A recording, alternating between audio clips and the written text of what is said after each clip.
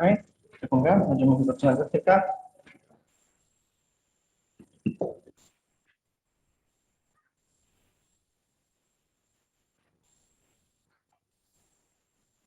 Good morning, ladies and gentlemen. Good morning, our online viewers. My name is Michael Zaremba from Radio SK in Szczecin, and I will be the moderator of today's conference on international waters, internationalization of the cultural and creative industries. Today, we are going to have 3 sessions that concerns panel discussions, presentations, videos, or also our artistic interlude. Also, we're going to have a coffee break and lunch break, but first, let's get started to work.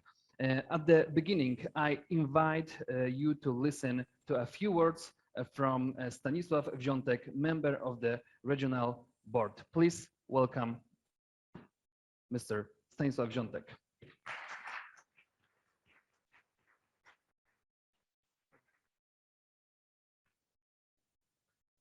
I will do the translate.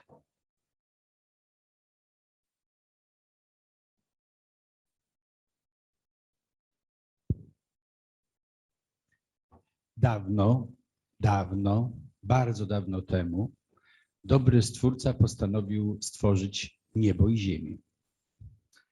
Once upon a time, the God decided to create the heaven and the land. Zmęczony po 6 dniach tworzenia pięknych mórz, oceanów, wielkich gór i wspaniałych lasów, postanowił 7 dnia odpocząć. After 6 days that he created the sea, the trees, the mountains, he decided to rest. Pomyślał, że trzeba stworzyć takie miejsce, które będzie wypełnione zielenią, pięknymi jeziorami, wspaniałym morzem i złocistymi plażami. He decided to create the place which includes concerns the beautiful areas of green lakes and sea. Pomyślał, że tą ziemię trzeba wypełnić życzliwymi, szczęśliwymi, otwartymi dla innych ludźmi. He think that this place should be created with grateful people. I tak powstało Pomorze Zachodnie. And this is the way which West Pomerania was created. Witam Państwa na Pomorzu Zachodnim, witam Państwa w Szczecinie. I'm very pleased to welcome you in Szczecin, the capital of West Pomerania. To stworzenie świata to tak naprawdę pierwszy przemysł kreatywny. The beginning of the world is the first of the once again, Mr. Przemysł kreatywny i stworzenie świata jest przemysłem kreatywnym. The creator of the land was the first idea for create the industries. Bo trzeba stworzyć piękno, trzeba stworzyć również otwarcie na innych, ale także dać szansę na to, aby z tego, co jest dobrem natury, korzystać gospodarczo i dobrze żyć. We should give the chance to create beautiful places and we should give the place which people should be friendly to each other.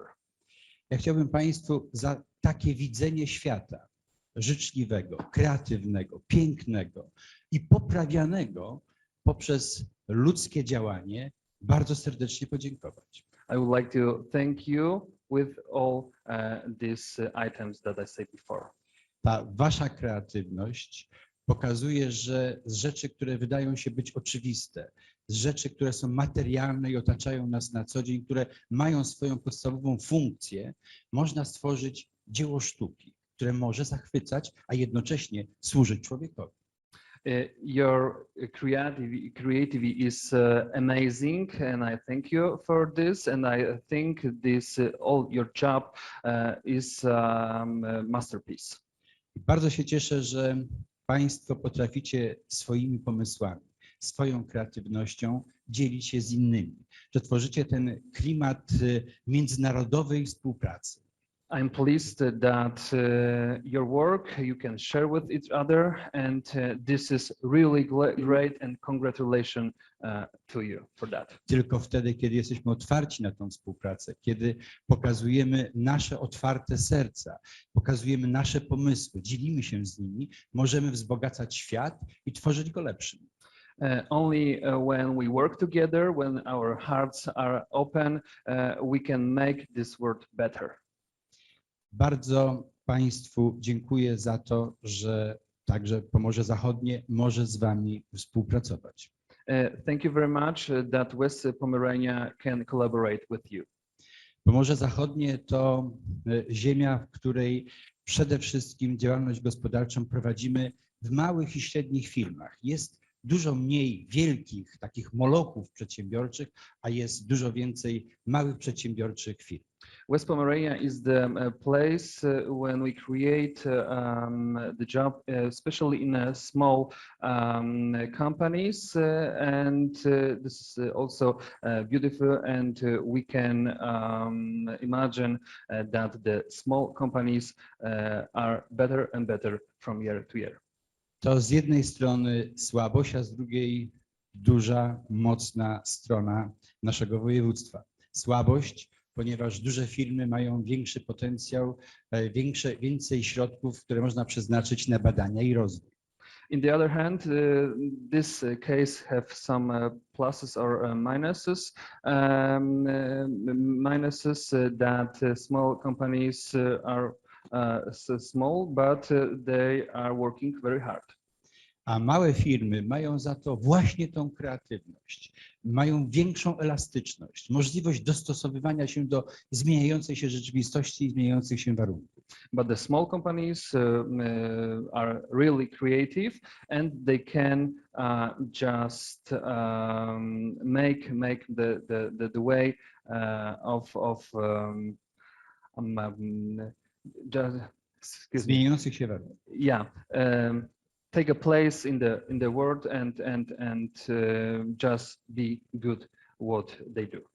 One mogą być siłą napędową naszego rozwoju, wprowadzając nowe, kreatywne akcenty w rozwoju naszego województwa. The small companies could be the strength of our region, the West Pomerania, and we hope so.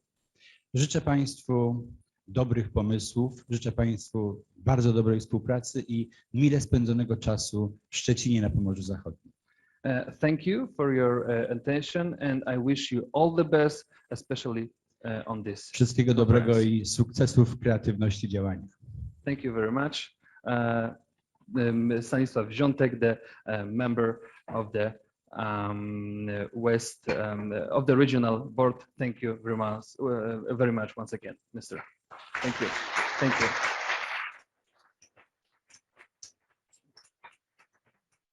Ladies and gentlemen, now is the time for the first session that concerns building blocks for local and regional authorities. I would like to invite here on the stage Isabel Holtz and Larry Siren from Goethe Institute from Finland. This is the project leader. They will tell you what the Creative Ports project is all about. Please, Isabel and Larry, just jump in on the stage. I will give you the pilot for the presentation. Here we are. Thank you.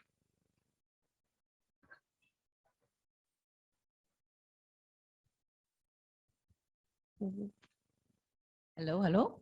Can you hear me? Yeah.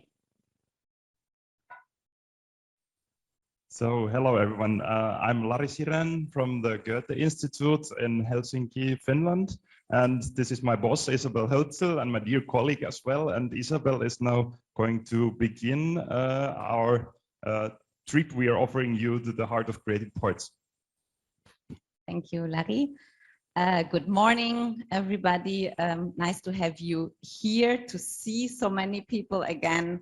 And also welcome, of course, to everybody that is at home, also known faces for sure, and others that are joining us today. So this first round is just to give you some words about Creative Ports.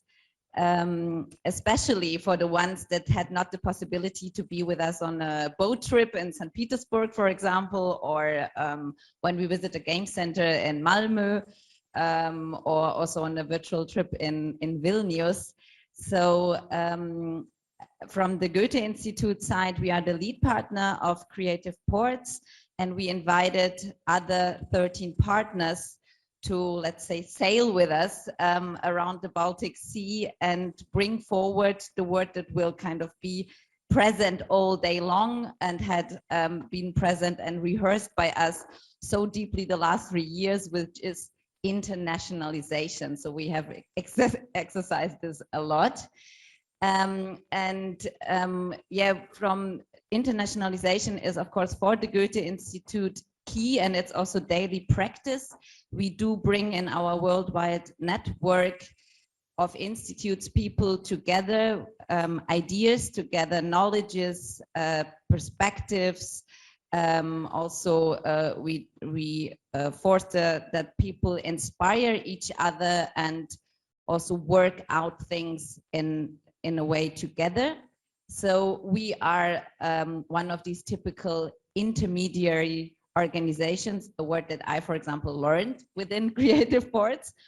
And we are all of us partners, we are all also intermediary organizations around the Baltic Sea. You can see where we are located. And I think what enriched a lot this project when we faced the goal of connecting in a more international way the creative and cultural industries around the Baltic Sea is that we have a partnership of very different partners within it. Some of them working very close to the creatives, others working very close with strategic objects. So this has been like the enriching part of Creative Ports, and I'm really thankful that you are here. And maybe to remember a little bit, this was a meeting where we still could be together in Malmö, right? Yes. And the other one then is the challenging part. You can see in my face maybe that it's challenging. Where we already were in the Tallinn meeting in a virtual format, and yes, and brought forward all the goals that we wanted to reach in a virtual way from that point on. Thank you, Isabel. So what are the goals then we wanted to achieve with Creative Ports? I mean, if we would go them all through here now on stage today, what we have made, what were the goals, what we achieved, it would take like 2-3 whole days, and it would be also extremely boring. So we're not going to do that, but you are instead going there, creativeports.eu, which is our online platform. Everything is there. It's the home for the Creative Ports output, home for everything we did, home also for a place for meeting of different CCI, cultural and creative industries intermediaries. So I would strongly recommend you to take your mobile phone and go to Creative Ports EU now and start searching. There's a lot of material there. Yeah, who are we and what's so special about Creative Ports? As Isabel mentioned, we are different kinds of organizations. We are, for instance, business support organizations, cultural institutes, public authorities, and then also universities and interregional organizations in the cultural and creative industries in the Baltic Sea region. And for the first time ever in such a project, we come together in such a consortium of different kinds of intermediaries to create the CCI internationalization tools and practices together.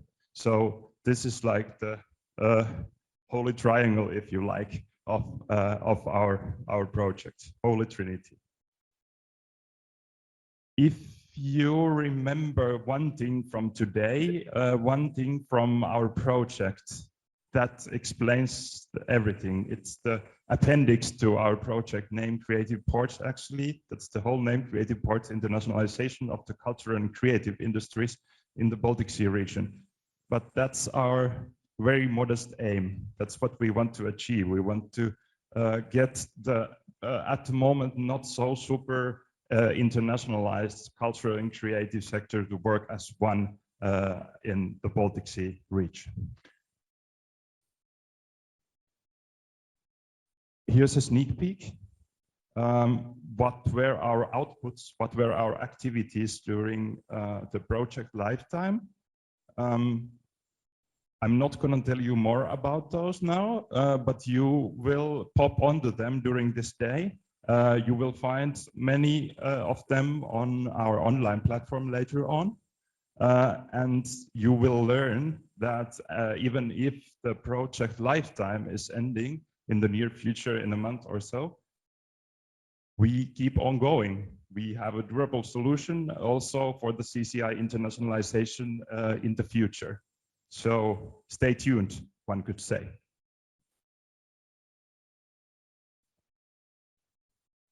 Thank you, Larry.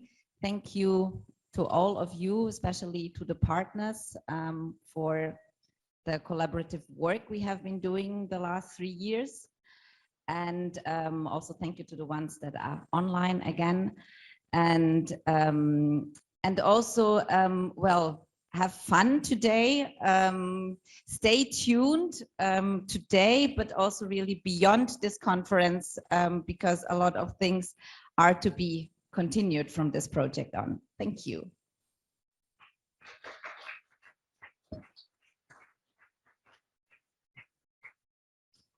Thank you very much, Isabel Holtz and Larry Siren from Goethe Institute, Finland, project leader.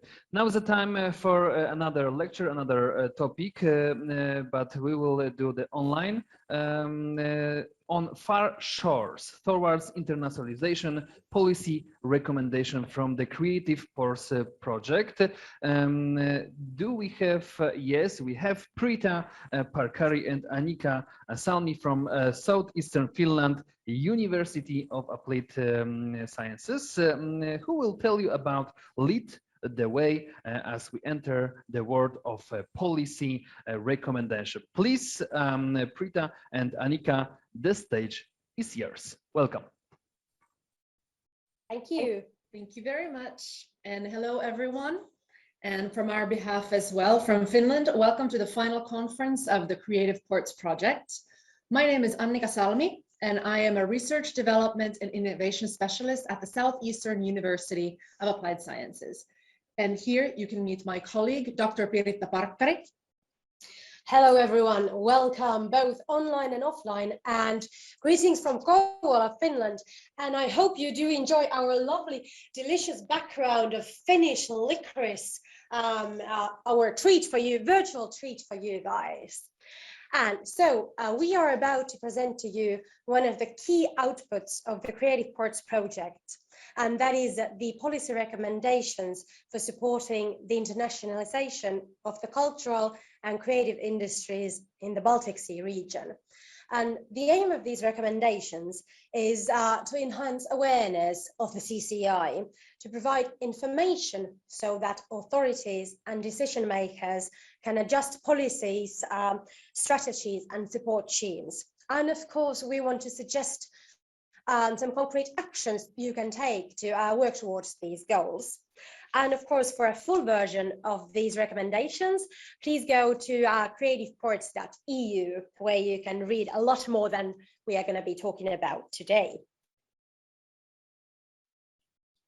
And the recommendations were co-created with project partners and stakeholders. This is also the intermediaries from Finland, Poland, and Sweden.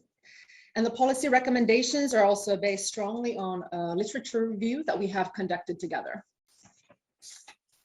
And dear audience, both online and offline, we want to get you engaged immediately. So we're going to continue working on Menti.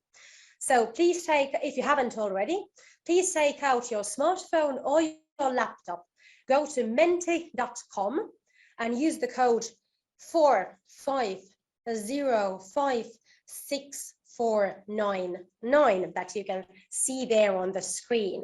I'll give you a few moments to get settled in. And this is a bit of a warm-up question to get us to think about the internationalization and supporting it. And we want to hear, what do you think? What are the biggest challenges that CCI actors face when it comes to internationalization of the creative and cultural industries within the Baltic Sea region? So take your time, write your answers there. You can also submit multiple answers, and we'll give you a few moments to answer this question.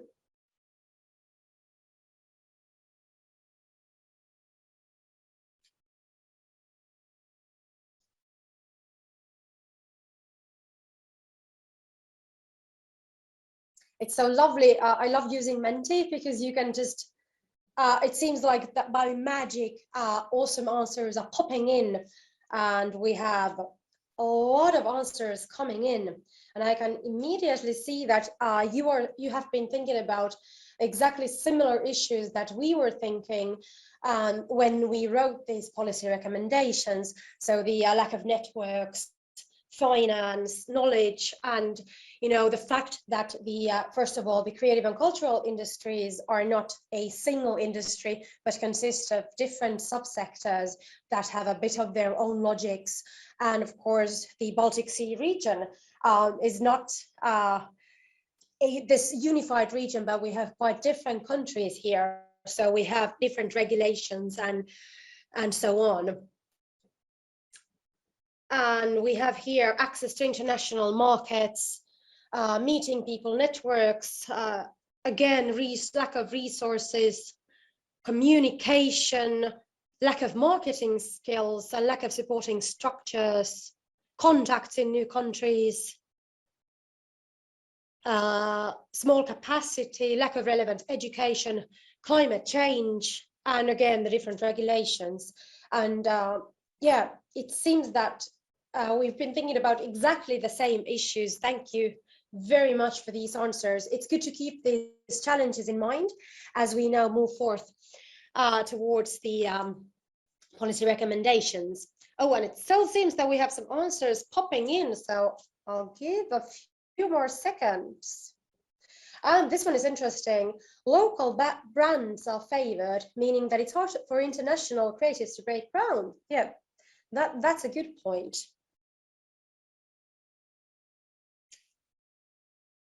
Not time enough to answer. All right, I'll give you some more time. And cultural differences, like I said, the countries in the Baltic Sea region are in somewhat very similar, but also quite different. Exactly, and different kinds of situations, of course. Yep. All right, thank you for these. Yeah, Annika. Yes, perfect. So we will move on.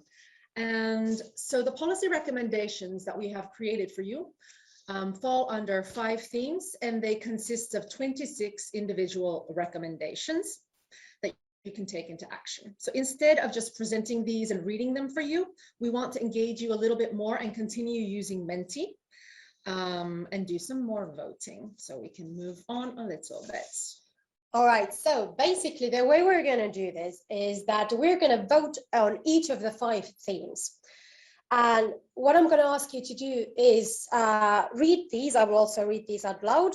If you have your phone, you can probably see these individual recommendations a bit better on your phone than on your screen, but don't worry, I will read these out loud. So think about these recommendations that we hear. Which of these speaks to you? Which of these do you think is really important and is something that you would like to put into action somehow in your own work? So I will now read these in case you can't see because they are so small. So we have support experimentation with new business models and monetization of creative outputs. Build capacities for taking advantage of digitalization.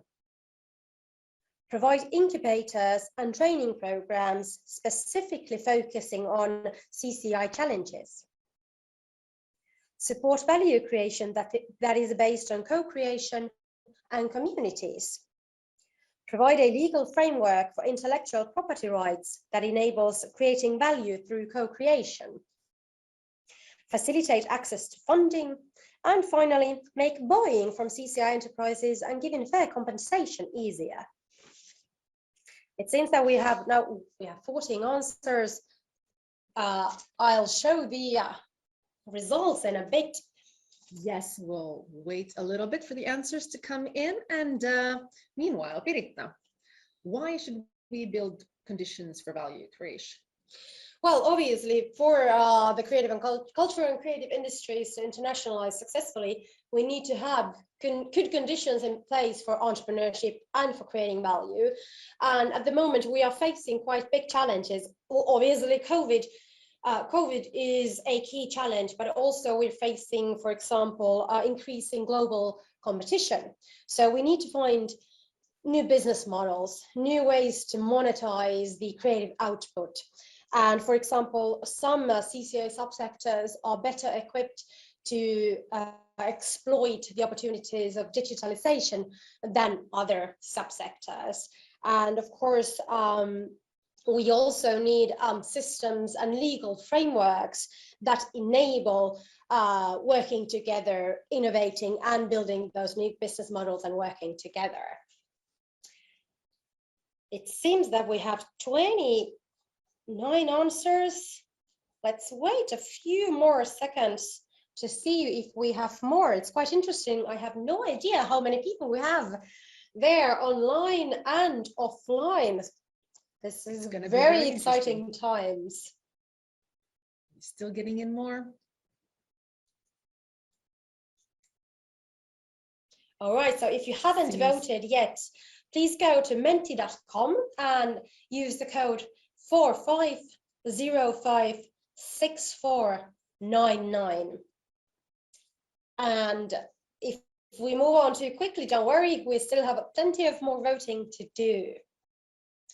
Now it seems that we're not getting more answers, so I will reveal which one is the most popular.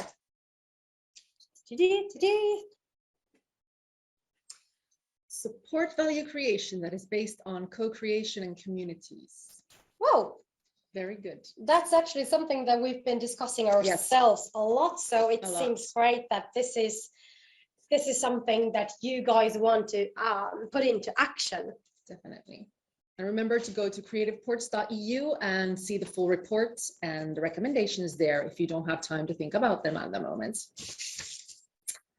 All right, and our second theme is to provide internationalization support. So which one will you put into action? So we will do exactly the same. So you just go to menti.com and vote. So I will read them for you as well. So we have provide CCI enterprises with opportunities for developing internationalization capabilities, strengthen the exports of SMEs, encourage born global thinking, consider environmental and ethical issues when supporting internationalization, create new marketplaces, or enhance SMEs' access to internationalization support. So you can just take a moment and vote. And in the meantime, take your time to read these and vote. But in the meantime, Annika, I would like to ask you, the theme here is providing internationalization support. What are some key issues there? That's a very good question, Piritta. I think some key issues can be that the cultural and creative industries consist of heterogeneous subsectors that differ in their stages of internationalization. So some are born global and some only act at a regional level. So to generalize the different needs of the CCI actors is very difficult, and the companies need to be evaluated individually, of course. And additionally, the COVID pandemic has shown us that physical mobility is not always needed for internationalization. Just like us today, we are taking part in the international conference, networking with you, but we're not physically there. So networks showcasing products or services, inspiration for new ideas, just even, or enabling soft landing into new markets can also all be done virtually. So the internationalization tools from the Creative Ports project is actually a very good example on how one can work in a virtual environment as well with the international networks. And you should definitely check them out and see if they can help you overcome some of the issues you might be having at the moment. Awesome tip. And of course, when you go to creativeports.eu, we provide you a bit more background on what do we actually mean with each of these recommendations and some tips on how you can put this into action. But now it seems that probably everyone who is gonna vote has voted. So drum roll, please. Let's see which of these wins.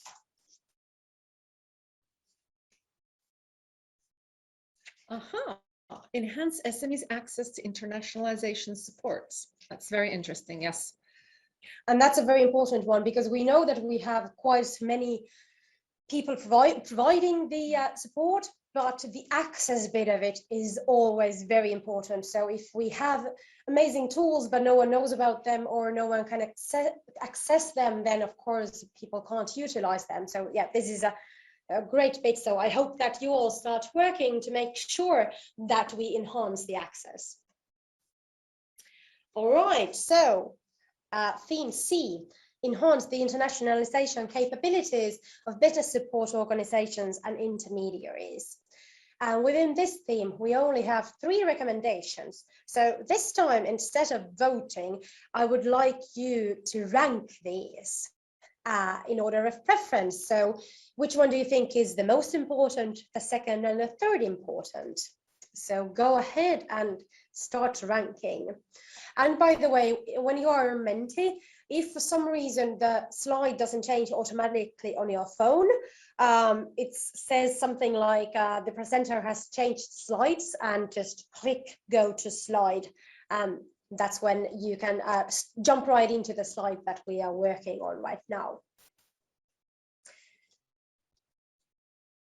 Oh, sorry, I forgot to read these. There were so a few of them.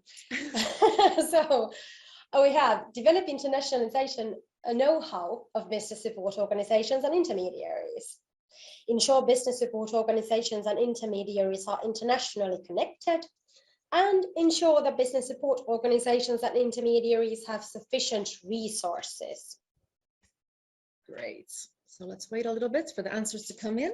In the meanwhile, Piritta, what role do CCI intermediaries and support organizations play in supporting internationalization efforts? Well, as we have learned during the Creative Ports project, they have a key role. And first off, they facilitate the internationalization processes of enterprises.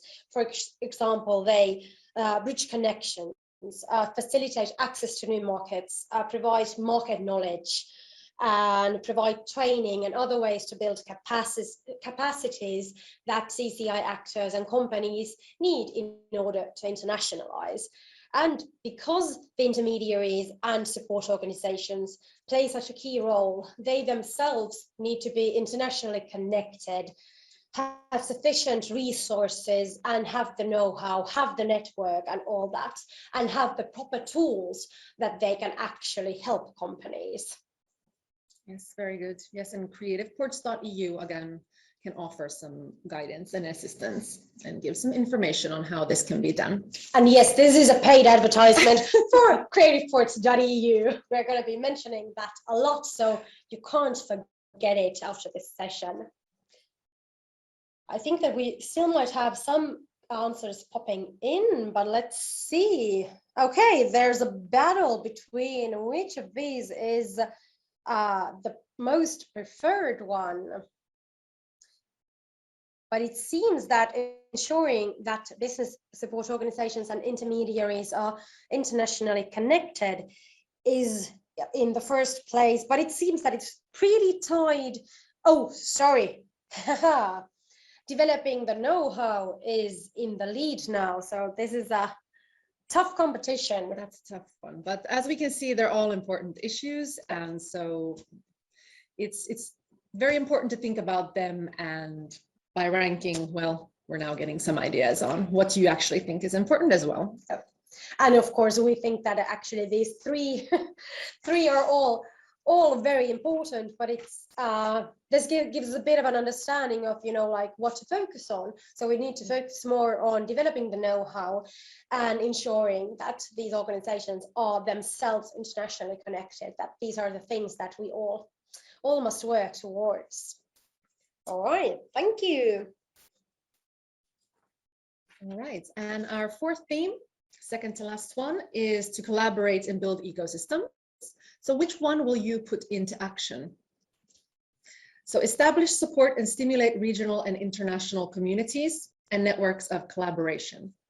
Support the establishment and development of international CCI broker networks. Enable the creation of and training for new professions that support CCIs. Support new innovation ecosystems for CCI and integrate CCI into existing innovation ecosystems. Provide resources that enable collaboration. We'll give you a moment to vote which one is the most important for you. And in the meanwhile, Piritta, why do you think the CCI actors should collaborate both within their own sector and also cross-sectorally? I think, Annika, that was something that you have a better answer than I do. That's true. So, Well- well, you are a true fan of collaboration. So tell us a bit true. more, why should we and them and everyone collaborate? A very good question, yes. Well, yeah, I love collaboration. I think it's very important. And I think it is fairly elementary, the answer to this as well. The creatives can bring immense value to all the sectors of business with their expertise and knowledge if it just can be harnessed and utilized. And this is why we should really begin to think more outside of the box and mix these different sectors together as well. Yep, that's a good answer. And while we're on the topic, so we have one of the recommendations we have here is to support the establishment and development of international CCI broker networks. I have to ask you, what is a broker network?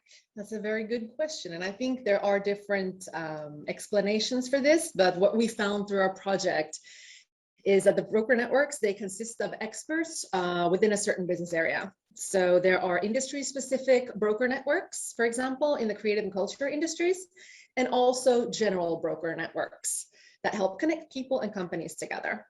And I think the most interesting question here, however, is how can we connect these broker networks together?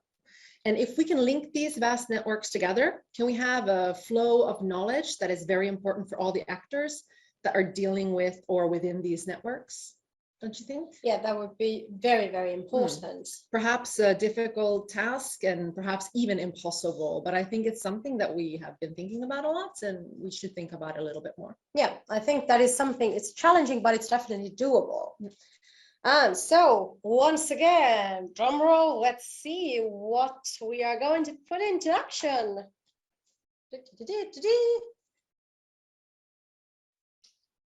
Establish, support, and stimulate regional and international communities and networks of collaboration wins. That's perfect. So it's great to see that the audience also is a fan. It consists of fans of collaboration and networks. All right, so we are on to the final theme, developing the cultural and creative industries as a whole. And with this one, we're going to do this a bit differently. I'm going to ask you to give your opinion on each of these recommendations. So whether you find the individual recommendation not important at all or very important, so on the scale of 1 to 5. So please give your opinion on each of these. And the recommendations we have here are: lobby for awareness of the role and importance of the CCIs in international, national, and regional development.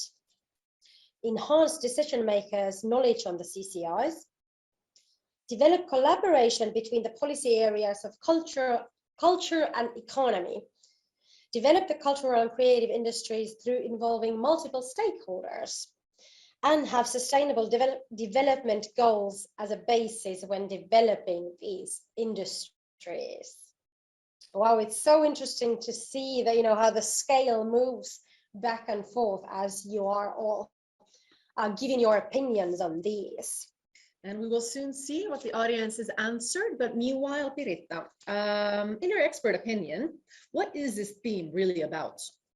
Well, this theme is sort of the super large scale theme. Of course, like with the Creative Ports project, we are focusing on the internationalization of the cultural and creative industries, but we still think that it's important to remind that these industries need development as a whole in the Baltic Sea region area. For example, we need to raise awareness of their importance both at the local, national and international level. So we still need ongoing work to enhance, for example, the status of this industry vis-a-vis other industries, and which is of course a basis for the success of the internationalization of the creative and cultural industries as well.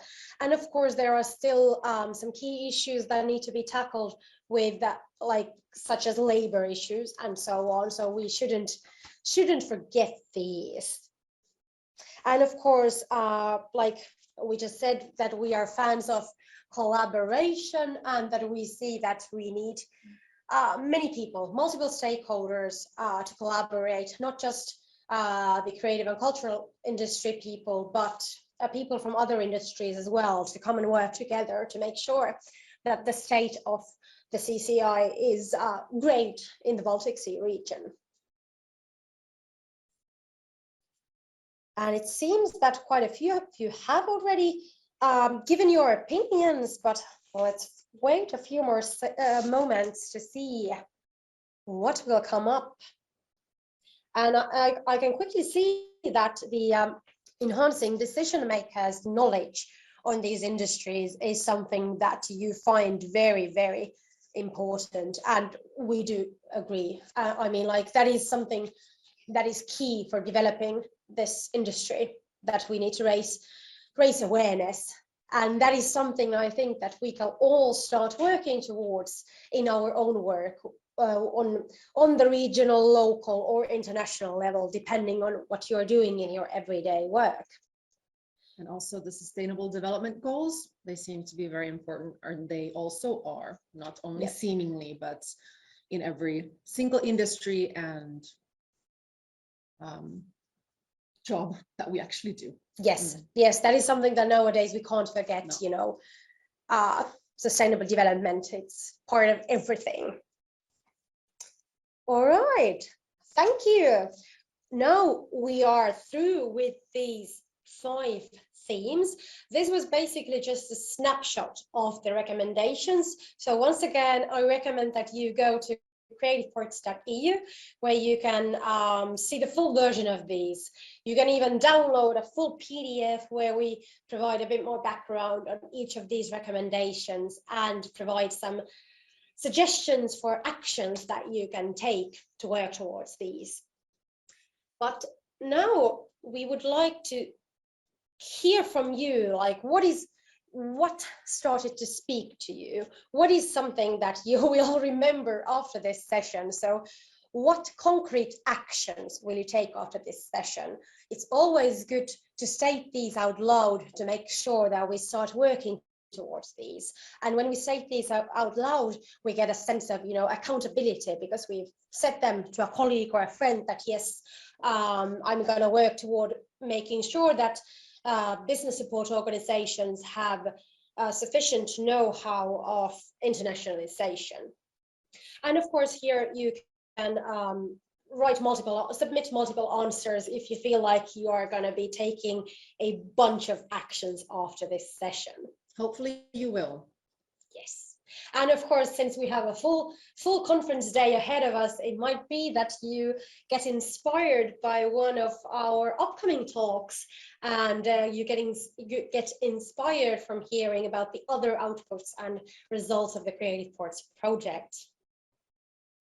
So, while the audience is writing their actions that they're going to take, Annika, I want to ask you, what will you do after this conference? What will I do? I will continue to fight for fair compensation for the CCIs, at least. This is it's an issue which is close to my heart, and I think it's something that we need to also take into account and to begin change. Yes. Yeah, I agree that that is a super important topic. It's a topic that has been a challenge for a long time, and it still seems to persist. So it's really great that you're going to start taking action on that. I will try to find the ways. So let's see what we have here in the Menti. Someone is going to take lunch. That is definitely a great concrete action that we are all hoping to take this afternoon. But we're going to have people applying for EU-funded programs, establish an international think tank. Wow, that is great. That sounds amazing. And promote co-creation. Oh, yes, we love that. Contact local authorities and decision makers to share these recommendations. Yes, thank you. That is also something that we really want you to do. Because like these recommendations as such don't do anything. The only way that they make an importance and make an impact is by people sharing them, discussing with each other and taking action together. And then we're gonna have people go in through these in more detail, work to develop international networks, more collaboration, make sure that connections between us, the creative ports partners, keep alive. That's important as well. SDGs is a priority as well. Very good. Connecting people, working on an international level. It seems great that, you know, this sort of theme of connecting people and networks, that seems to be something that has spoken to you, and that is something that you will work towards. And also the Sustainable Development Goals is something that speaks to you. Yes. And making this sector more sustainable and more circular. And actually there, if you go to creativeports.eu, once again, you can find our learning modules where we provide you with know-how of how you can organize this sort of an international prototyping series of workshops for doing circular design and solving these challenges. Exactly. And I see someone will continue to work as usual. That sounds very good. So work is good. Yep. And everything is taken into consideration. That's very good. And continuing to link communities, new project, cooperation, and oh, I love how cooperation and sharing these recommendations is a continuous theme here. So thank you everyone, both there in Poland and online for these. I'm sure that together we will start enhancing the state of internationalization of the cultural and creative industries in the Baltic Sea region.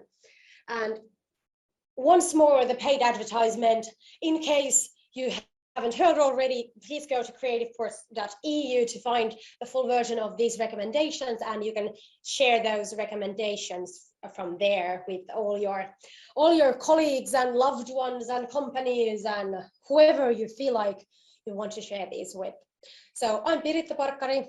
I'm Annika Salmi, and we thank you very much for your attention. And enjoy the rest of your conference.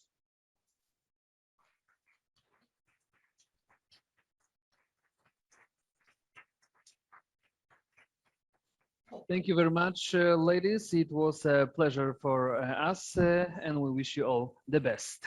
Now is the time for the third topic in the first session. It is all about friendly parts, getting to know the creative regions of the Baltic, and it will be also an online meeting lecture. We would like to invite Tarmo Tuisk and Vera Gerasimova from Tallinn University of Technology from Estonia. They will present us the plenitude of different creative regions around the Baltic Sea, and there will be a quiz as well. Hello, the stage is yours. Hello, can you hear me? hear me. My name is Tarmo Tuisk, and I am from Tallinn University of Technology. And in 1 second, I will share my my presentation. And this is should be 1 moment.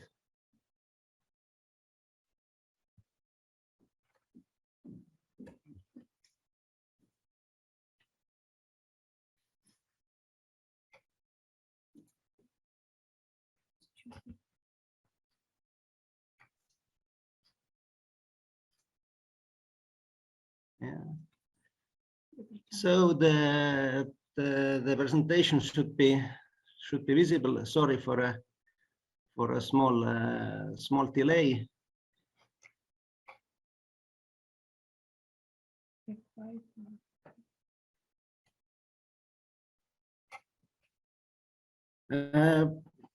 This presentation is going to be about the profiles, and the profiles means we have 9 regions in the area, and this is why, although we have in the project more partners than regions, we have prepared these profiles for 9 main regions, and this has been also presented in the current slide, just for you as for better understanding. So this what we have prepared is the list of the regions here. You can see in the middle of this slide. So, and these have been listed according to the order from north to south. So interestingly, of course, you can see that South Savo is the most Nordic region in our area. So then others, St. Petersburg, Estonia, Midtjylland, Skåne, Schleswig-Holstein, Vilnius region, West Pomerania, and Hamburg follow. So the profiles have been made available on internet, and I will come back to them a bit later. So, but what was the aim of getting these profiles made, or making them ready? So first, of course, these are for public authorities, because the focus is specific. The focus is on CCI, or as we know, creative and cultural industries. If the authorities want to learn more about how and whom needs their resource allocation, and in general, and they want to know better about the ecosystem, so this kind of information will be available there. Also about developmental potential of CCI, and of course, as the focus of this project has been on support organizations, so this will be also valuable for the CCI support organizations and intermediaries from other regions inside of the Baltic Sea region, and also from outside. And so this will initiate the cooperation, and most probably will create good matches between the enterprises, and so all regional strengths and specializations are visible for the person who wants to learn about specific regions in this Baltic Sea area. So if we speak about this profile as such, so here we can see for each region we have what kind of information we have collected, and what has been presented for this region in particular. So of course, introduction, general information, then economy, and the importance of CCI, international links. Then also there is a look to the regional business ecosystem, the role of the CCI sector, knowledge base. So this is about the educational institutions and training possibilities related to CCI, and also what is the CCI development outlook for this particular region. and the references have been provided where how we have collected this information. And also I would like to thank all the partners from each region who have contributed to the preparation of this profiles already for during several months of the project. So how to access these profiles? I will go to the website of the profile. One moment, I will check if you can see this online. I think it is visible. Yes, I think now on Zoom. No, one moment. Stop.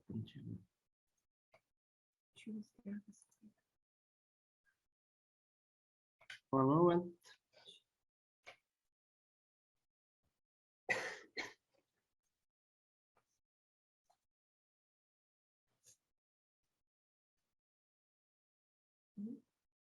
And now the most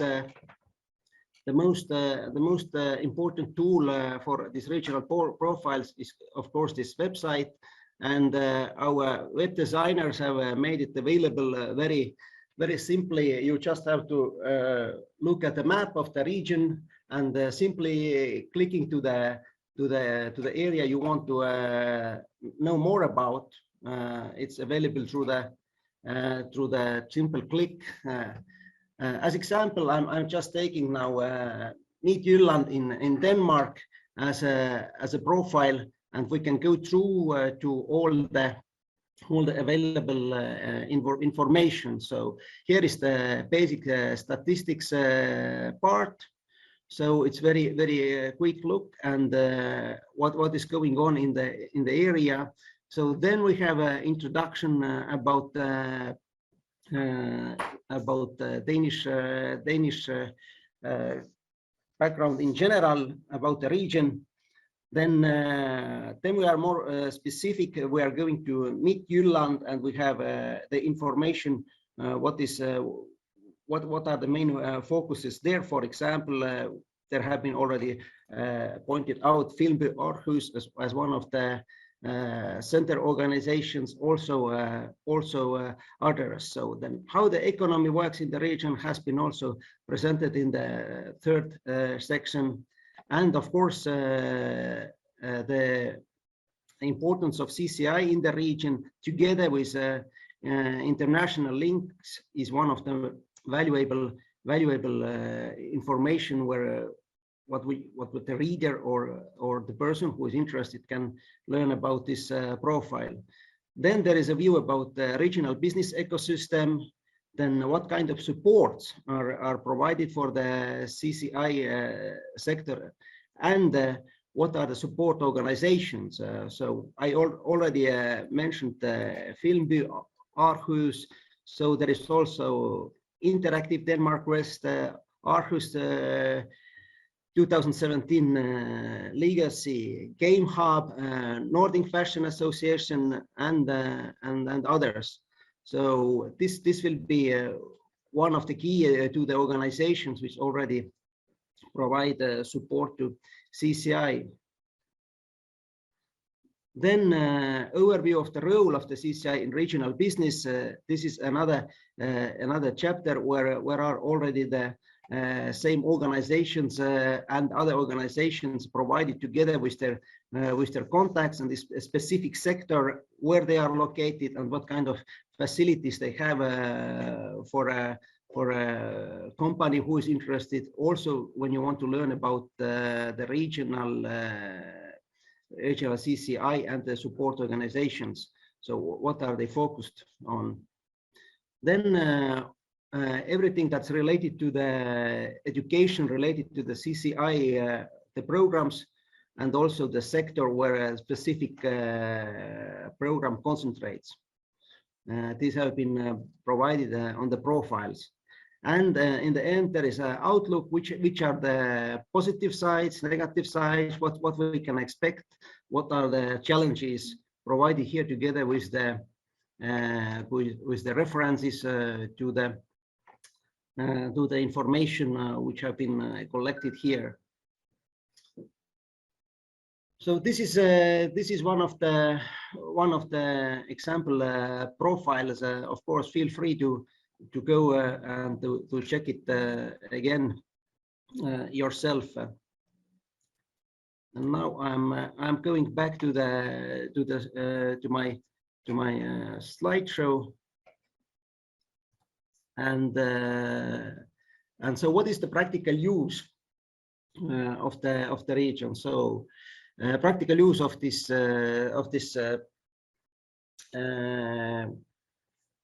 profiles page on internet. So we can find what are the strongest and well-developed CCI sectors in the region. So we can find support organizations and their fields, and in short, in few clicks, you can find what are these organizations and how to what kind of support they provide and how to contact them. Of course, life is going on, and when we are talking about the future of the profiles, so we have to say that the profiles need to be updated. And as I know, CCI contact list will help to ensure this in coming years. And this is my presentation. Thank you. And now I would like to hand over the microphone and the picture to my colleague Vera Gerasimova.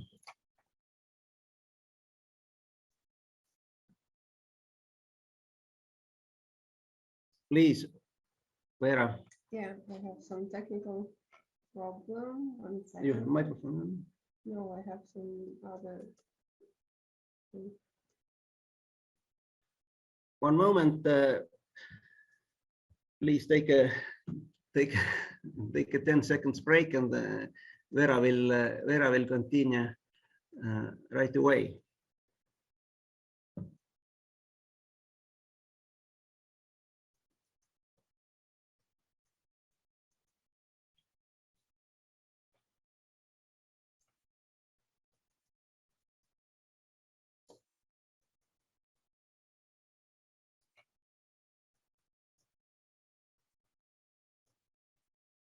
Mhm.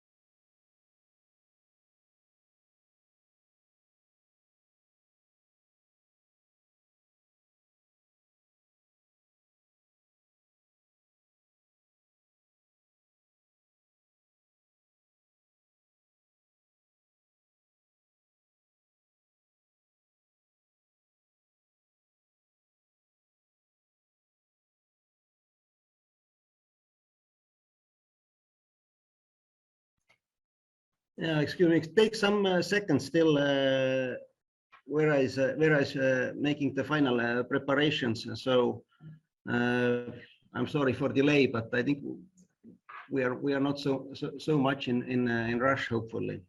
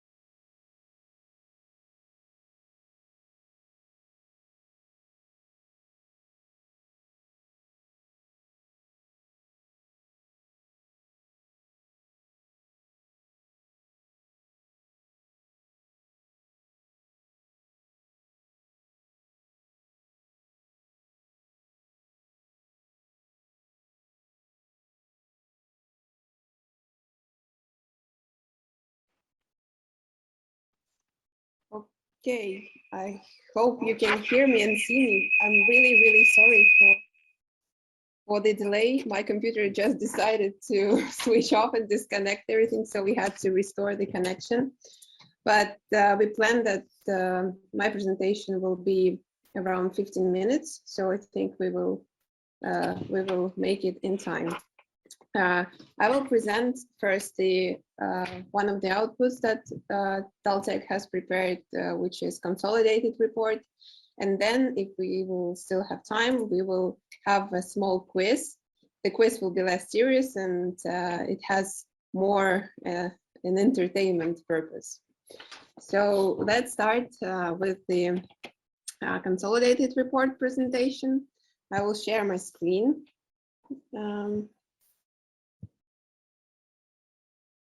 Okay. What is the consolidated report? It's a document that we prepared. It's connected to the profiles, the regional profiles that Tarmo has presented. The aim of this report was to present the consolidated information about cultural and creative industries in 9 regions that were participating in the project. And this document contains not only the data that we gathered for profiles, but also an analytical part. And this document should be uploaded, if not now, but really soon, right after the regional profiles in the section analysis. When you click CCI and BSR, you see the regional profiles link, and after that, the analysis. I will not go there or go through the document itself, because the document is a PDF document and it's just a document which is quite long. It has around 37 pages, but I will tell you about its context, what we have found out, and yeah, what's the main purpose of this document. The target audience of this document are the bodies responsible for CCI support programs in partner regions. These are the governmental authorities as well, CCI support organizations of any kind, and also BSR-wide CCI multipliers and sectoral networks. Partners of the project, and as well as independent ones. So about the contents of the report. First chapter is the overview of the BSR and its cultural and creative industries. It contains 3 sub-chapters, key figures and statistics, defining the CCI and related activities. In this chapter, we gathered the definitions that all regions participating in the project have. The concepts vary across these regions, but some of them use the common definitions. I will go in a bit more details later on in my presentation about that. Next chapter is existing support organizations and their role. This chapter gives an overview of the existing support structures, and as well as the descriptions of the most noticeable and active organizations. The next chapter is challenges, opportunities, and measures for growth in the CCI and the BSR. Here we presented and consolidated all the challenges, opportunities, and measures that exist. This was probably the chapter that contains the most analysis and analytical part. So I want to thank as well all the partners that took parts in all the exercises that we have to gather this information. The next chapter is Foresights of the CCI and BSR. Here we try to give some forecasts for the development of the industries. And this chapter provides an overview of possible developments of the CCIs. And as well, this data was collected during the interviews, project meetings, and communication with project partners. and also we carried out some document analysis. Next chapter is conclusions and recommendations. This name more or less speaks for itself. Here we conclude the previous chapters and references as well. So key findings. I will, once again, the document is quite long, so I will just highlight the main findings that are there. So defining the CCIs, there is no commonly accepted definitions of CCI in all the regions. Several regions and countries have their own officially acknowledged definitions. Some regions do not have officially acknowledged definitions, but it can be seen that very often the definition that is used is the one that was provided by the UK government, and it sounds as the industries which have their origin in individual creativity, skill and talent, which have a potential for job and wealth creation through the generation and exploitation of intellectual property. Speaking of support for CCI, analysis of situation in 9 regions has shown that to different extent, all regions have all types of support, and there are government and privately owned organizations that provide this support. And this means that CCI organizations have foundation for further development and growth, which is really, really good. And it is extremely important these days to provide financial support in different forms to ensure the survival of CCI and contribution to the recovery of economies after the crisis that we have now. And according to the experts, CCIs in all 9 regions can use regional and national level support programs. And prioritized subsectors in these regions, they differ, but there is a trend, of course, to supporting digitalization, media, and software subsectors. Here we're going further. About challenges and opportunities of CCI in BSR. This chapter was quite long, and in the document we have this table that you can see that gathers together all challenges and opportunities that exist in the Baltic Sea region. The challenges exposed that in the BSR region, COVID crisis has caused revenue losses and unemployment. And in order to survive and manage in the future, the application of sustainable business models is necessary. And in the current situation that lasts, unfortunately, but there is some positive trends, of course. So what the focus should be on public supports where the financial input comes from regional and national level.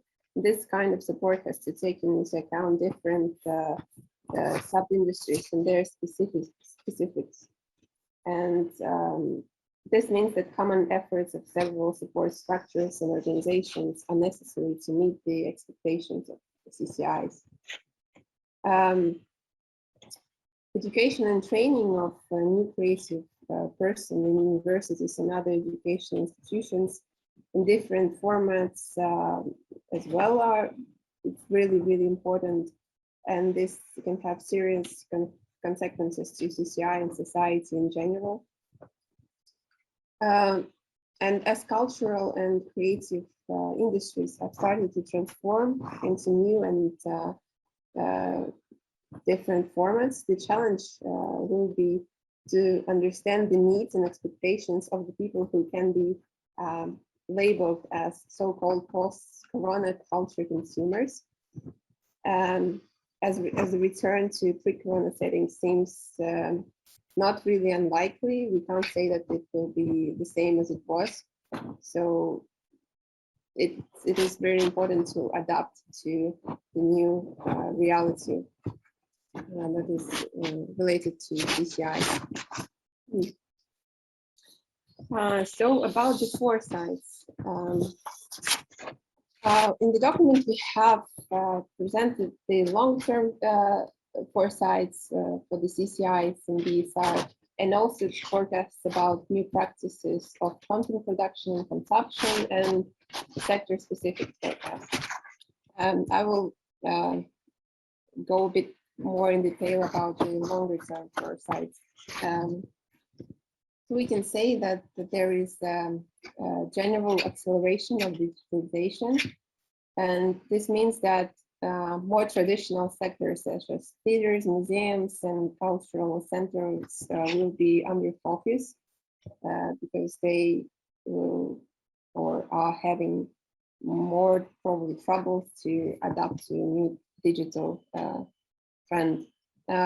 Also, hybrid models and multi-channel forms of performing artists will arise, and the role of culture will change.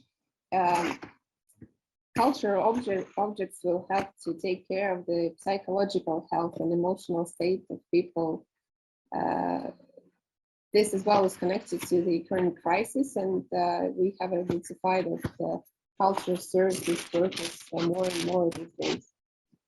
And also one of the foresights is the convergence and collaboration between CCIs. New formats will emerge and are emerging already.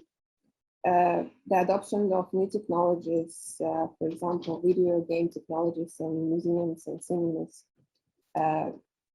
This all will lead to an increase in diversity, and more new formats will appear. So I'm finished with the presentation about the report, the consolidated report. If you're interested about the parts that I presented, you can soon go to the website and get yourself acquainted with the document. But now, do we have time? Yes, we have some minutes. Yeah, we have the time for small quiz. It will probably take 5 minutes. So I'm asking you to go to menti.com again and insert the code 89171478.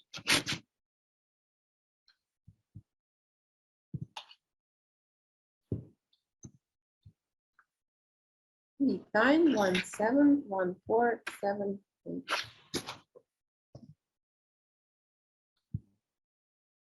I will switch the screens so that Good. okay, 1 second, I will.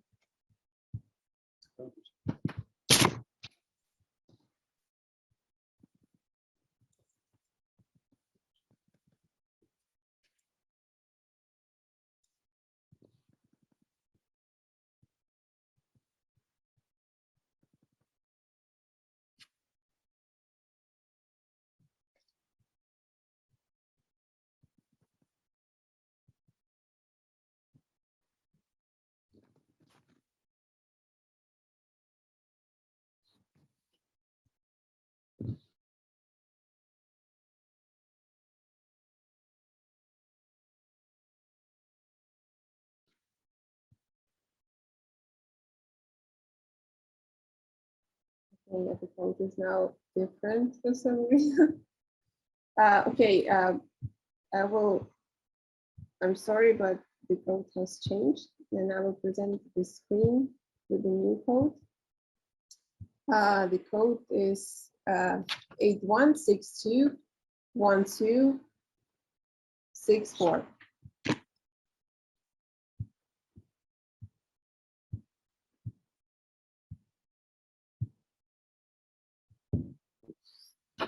Let me see that players.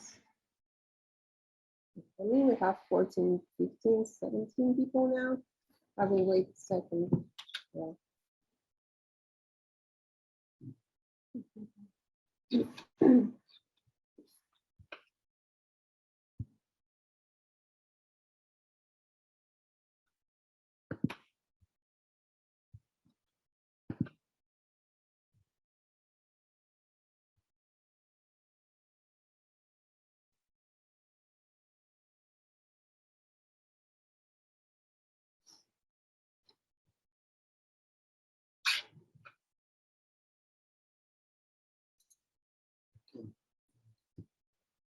Okay, we have now 27, 29. So people are still coming, so waiting 1 more second. Okay, I think we can start.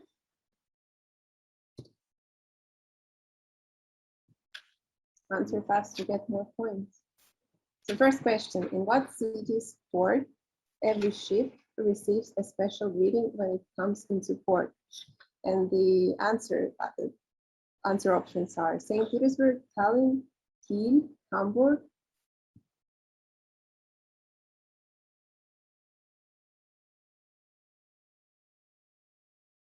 Okay, so unfortunately, the majority of answers were about Tallinn, but it's Hamburg. In Hamburg, every ship gets a greeting with the anthem, the special anthem.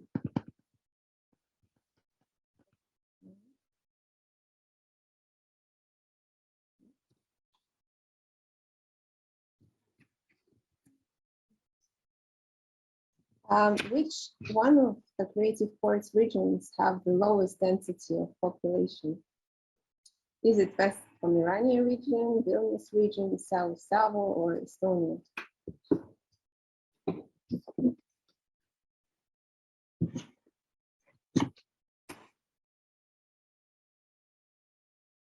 Okay, the majority of the answers were correct. It's South Savo.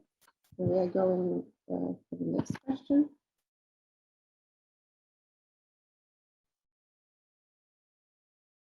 Which one of creative ports region has the highest density of population? Is it Midtjylland, St. Petersburg, Hamburg, or Schleswig-Holstein?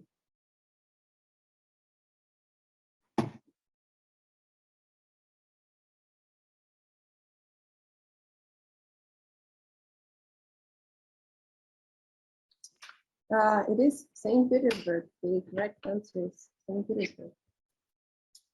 Next question.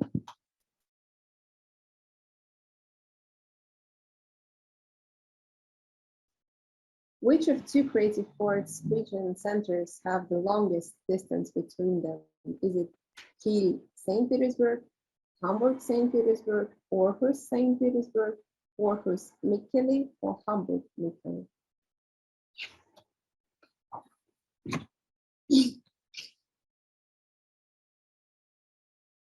It is Hamburg to St. Petersburg. But Aarhus and St. Petersburg is close as well. Okay, next question.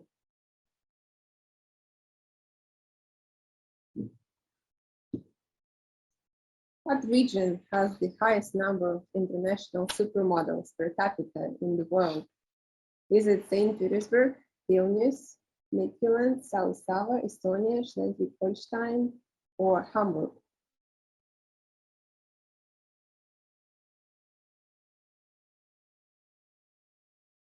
Oh, the majority of you have known this fact. Yes, it's Estonia. Estonia is really famous for having a lot of world famous supermodels. Next question. What city's urban planning is based on Orion constellation? Is it Malmö? Is it Aarhus? Is it Szczecin? Or is it Helsinki?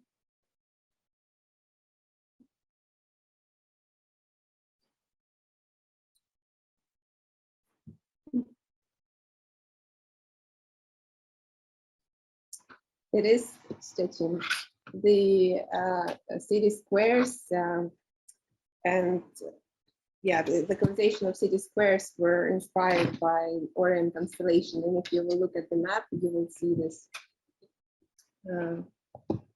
Going to the next question.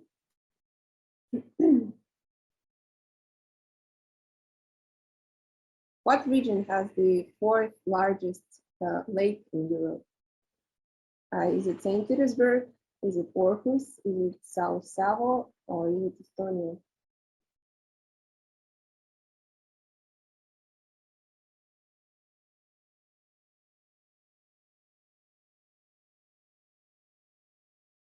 That's correct. It's South Savo. Next.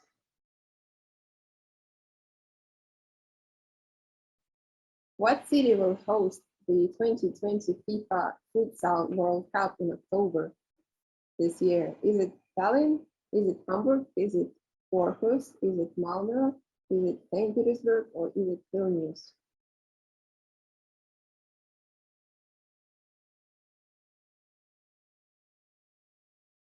Yeah, I'm surprised that most people knew this fact.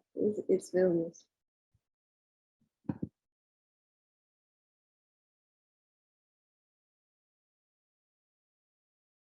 Next question. What region is nicknamed as the land between two seas?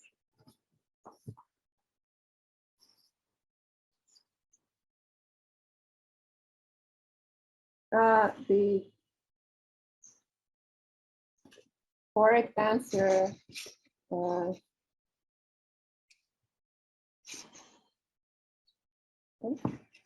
yeah, we have some mistake here probably, but the state was nicknamed the land between two seas is Schleswig-Holstein. But Hamburg is almost correct as well. Okay, and this is the end of our Mentimeter. I hope it was a bit entertaining. Sorry for the delay again, and I wish you have a pleasant coffee break. See Yeah. you. And enjoy the conference. Yeah, of course. Bye.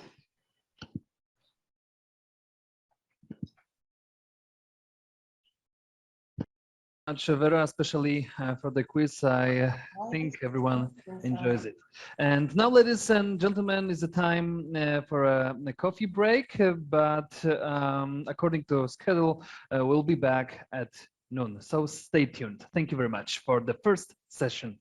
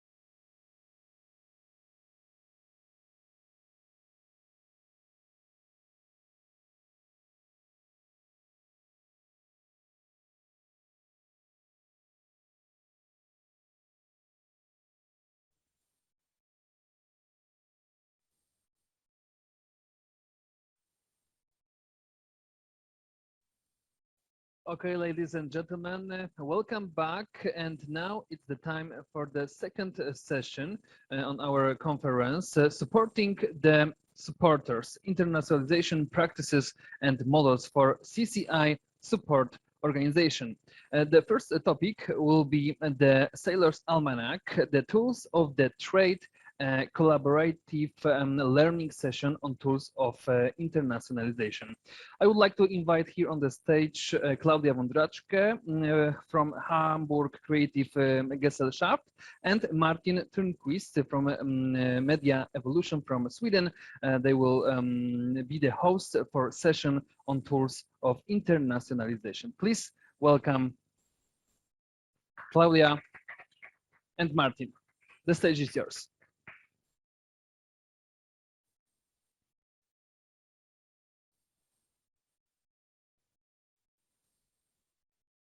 No.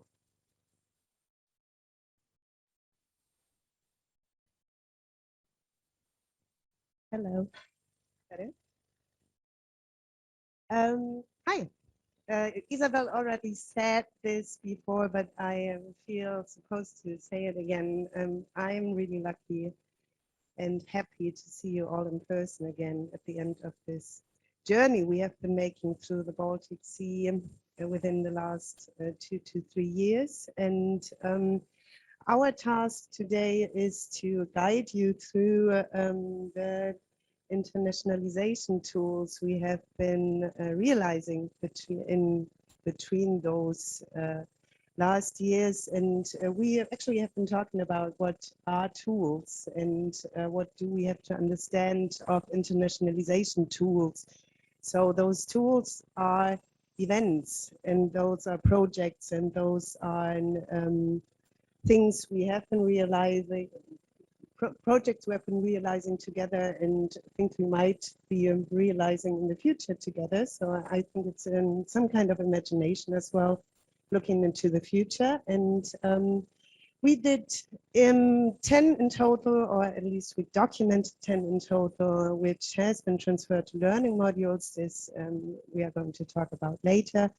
And we did it in all partner countries. We did it in multiple constellations and collaborations between us being partners. I think we all learned a lot on multiple levels, and yeah, we tried to have a quick survey in the time we have here right now, with Martin, with you all, with the gallery walk we're going to introduce afterwards.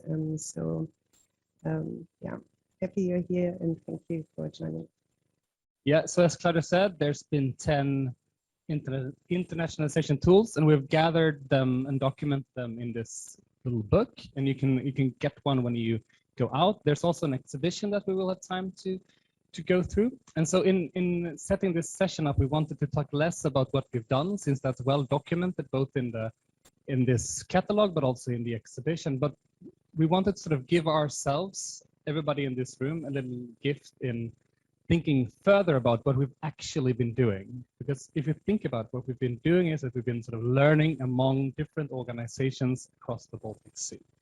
And in sort of preparing for this session, I got to think about Brian Eno, the British musician and composer. And he has this fantastic way of talking about geniuses. And we have a disease, I think, in our society to think about that sort of geniuses are the persons that are bringing our society forward. And we tend to put these human beings on pedestals and praising them. And they're, of course, sort of the Elon Musks and the Steve Jobs of the world. But as we all know, behind these geniuses, there's also a lot of people, systems that are actually sort of driving the world forward. So Brian Eno has this term he calls scenius.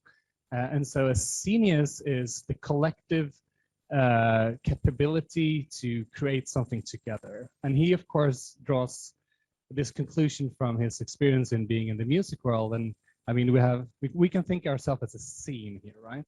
So it's not one individual person, it's not one individual organization, but it's us together that has created all these tools.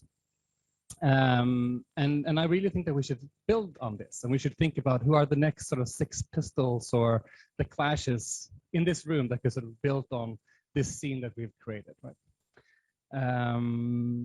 And to sort of further give us a little bit of a gift, we decided to invite somebody that is sort of from the outside, that is not one of us, but sort of maybe can riff off and give us some more sort of insights on how to think about this sort of learning exercise that we've been doing and the way we've developed these tools over these 3 years.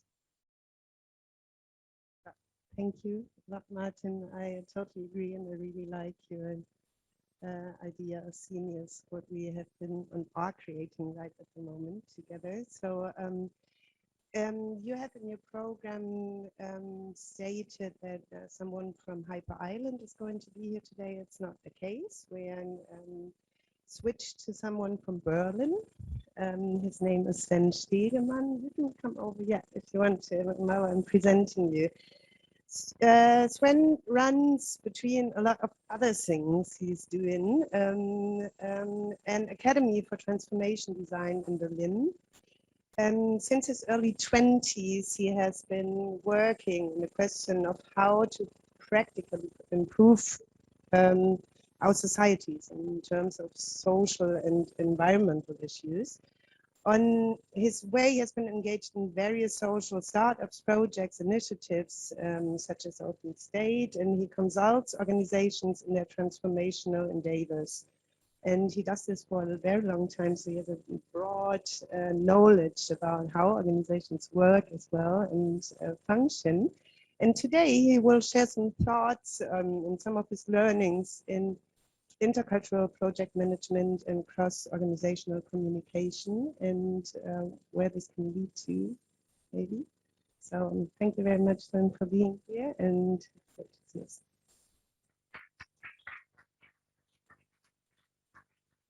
Yeah, hello, also from my side. Thank you, Claudia. Thank you, Martin, also for inviting me. Sitting on the train, I realized it's actually the first time for me this year to be abroad. And it feels really nice to have this international atmosphere again a little bit. Yeah, as Claudia mentioned, I'm working with organizations and for organizations where we run so-called, or we call it real-world laboratories. It's a big project where we try out things in practice, what might work and what might not work, and I will show you some examples later. And maybe you know this effect.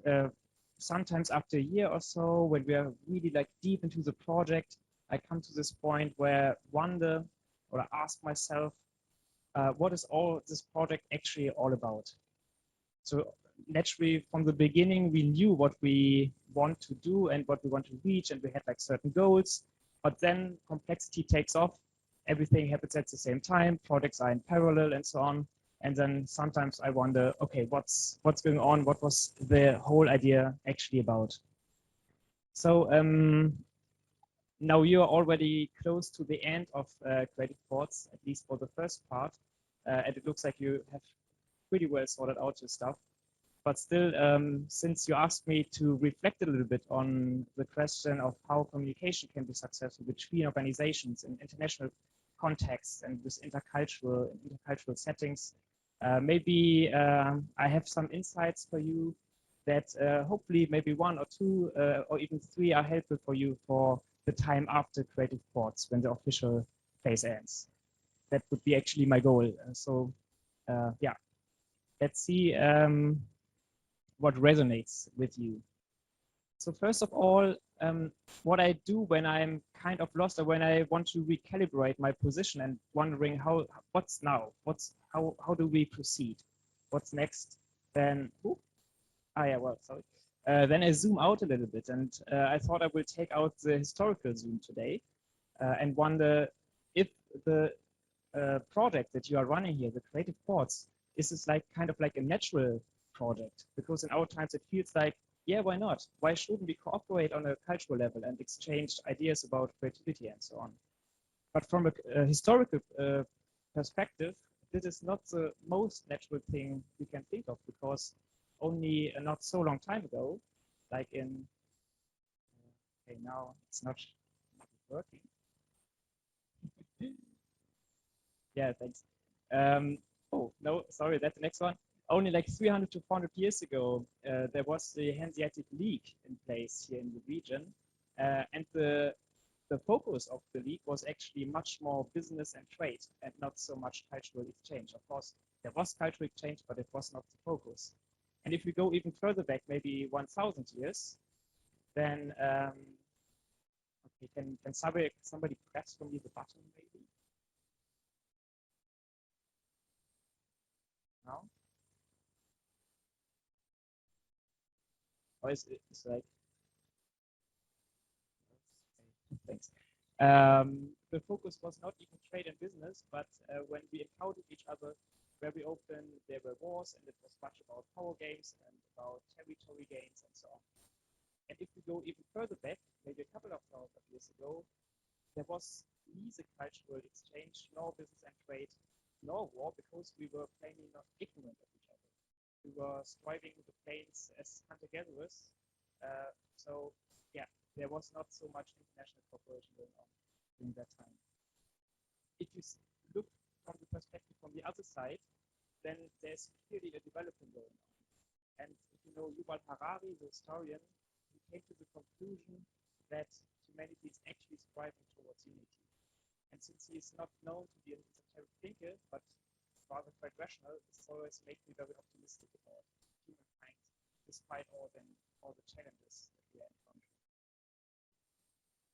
So the big question here would be, what's actually the force or the driving force behind this strive towards unity? And to not say it's with Milton Friedman, it's not the economy. I would suggest that it's consciousness. There are different theories about how consciousness develops, and I would just try to give you a very brief idea about how these theories normally argue. So normally we go from matter, and from matter light emerges, and from light consciousness emerges. And in evolution, we always have the strive towards more or higher complexity. And to give it a little bit more concrete example that you know what I mean here, starting with the Big Bang, there was nothing. Then we had like only two kinds of atoms in the universe, hydrogen and helium, and they were formed the first stars after a couple of hundred of thousands of years. And then only when the stars collapsed, the whole periodic system came into existence. So that planets could form on at least one planet, as we know, but probably more. Cells could emerge, and then reptiles, mammals, and finally humans, and only with the humans, then the form of consciousness development as we know it today. And now it would, of course, be very unlikely that this development has already stopped, and that it's not going on. So we can consider the thought that we are not at the top or at the peak of the potential that consciousness development actually has. So going back into our historical perspective, first, like there's a high interest in power, and then there's a high interest in competition and innovation and so on. And now there comes something new into life, and it's about cooperation. So more and more people are interested in cooperating with each other and exchanging things that are of cultural value and are not purely for the gain of profit or money. And of course, there's always a pioneering phase. So when you are like in the first group of people entering this way of thinking, then you might feel a little bit lonely sometimes and wonder where's everybody else here. And so it's even more important that we meet each other in places like this, like at creative ports, because it's only through the eyes of others that makes us know ourselves. I don't know how you felt, but in times of Corona, I really miss sitting just in a cafe, sometimes just for myself. Before that, I thought, okay, this is like a lonely act. I'm just sitting here and drinking coffee silently. Now I know, no, it's a public sphere that helps us to reflect on ourselves. And I was really missing this. And of course, it's even more intense when we meet in these curated rooms like here. So what do we learn from each other when we meet, especially in international settings? It's about what is special about us, but also what's universal. And the best thing that could probably happen to us, and maybe not because we don't know the ending, would be if there would be an alien force, so humanity could reflect itself at whole. If you know the movie Arrival, it's actually the idea. Sorry for spoiling it if you do not know it. It's a nice film actually. But as long as we do not have an alien force, we can use ourselves and embrace diversity, meet each other, and see what we can learn from each other. Of course, learning does not happen so easily always, and it often includes that we also have to unlearn things first. How does that work? Normally, our brain, you know, from neuroscience, there are different patterns, and neurons light up fire together when we think about things or have certain thoughts, and we get used to it. And it's not that easy to unlearn. But I give you a very simple example how it's possible. It's a question for you, actually. Who sees the cars? It's not a trap. Okay, there are obviously cars down there. But did you also see these cars? And whenever now you watch the Pixar movie here, you will always see these cars. So we have just rewired your brain to also recognize the cars in the mountains, one of the nice little details in the background. And that's a trick we can use also on purpose. It's by drawing new borders and making new distinctions in our brains. So this is a map of the Baltic region as you know it. There are many different countries and you're used to it and the borders are there. But of course, they are all constructed. They are not really there. They're just in our minds and we collectively believe in it. And so they seem to be pretty real. But in reality, well, there's mostly trees and grass and so on going on the borders. So what you have done here is already a really good idea. You draw a new border which ignores the actual borders, and then you form an entity and something new happens. So with new borders, we can start to play around and see what comes up. So just try out things, and yeah, some of this is I think not meaningful and some is completely useless, but other things will come up and that are probably a really good idea. And that's about creativity. Here's a real world example where something came up that is really useful, at least I think. I don't know if you have heard about this party, Bold. It's the first pan-European party. So in every European country it has this very tiny party. So yeah, not that successful yet, but the idea that they have is that we do not just learn from ourselves. Normally in political party programs, it's always referring on things going on in the very own country. But they're referring to all the other countries in Europe. And I just took the example from the Baltic region. So what they suggest is that in Germany, we learn, for example, from Copenhagen, how to get rid of the cars in inner cities, or how we digitalize our administration like it's done in Estonia, or how we learn from Helsinki to school our children better, and so on. And that's a very nice reference, and it also shows the solutions are already all there, and we just have to copy them. Actually, a similar idea for the creative ports here. A different way to draw new borders in your mind or in your head is to just ask new questions. These examples are just random, so yeah, don't have to go deeper into it, but questions are a very good way to mentally draw new borders. Once you have your challenge, that's maybe one of, at least for me personally, the most important recommendation. Start to co-create. And co-creation is a big word, and we use it sloppily sometimes. But I would say not everything is co-creation. There are at least 3 stages, and of course, yeah, it's just a model. Maybe the first one is that we observe each other, and then exchange information, and so we learn from each other. So you can have a job exchange or something and visit each other. That's all level 1. Then you can cooperate and you run a project together. But still, when you're running a project together, you can split up tasks and then you do it in parallel and everything works smoothly. But actually, you know the outcome almost entirely from the beginning because you manage it like a linear project. When you really co-create, it means like you start to work on something together without completely knowing what's the outcome. And you let good ideas emerge and go step by step and see what happens. Here's an example. it's a piece of work if you want to do this. You have to work on something and you have to make it very complete.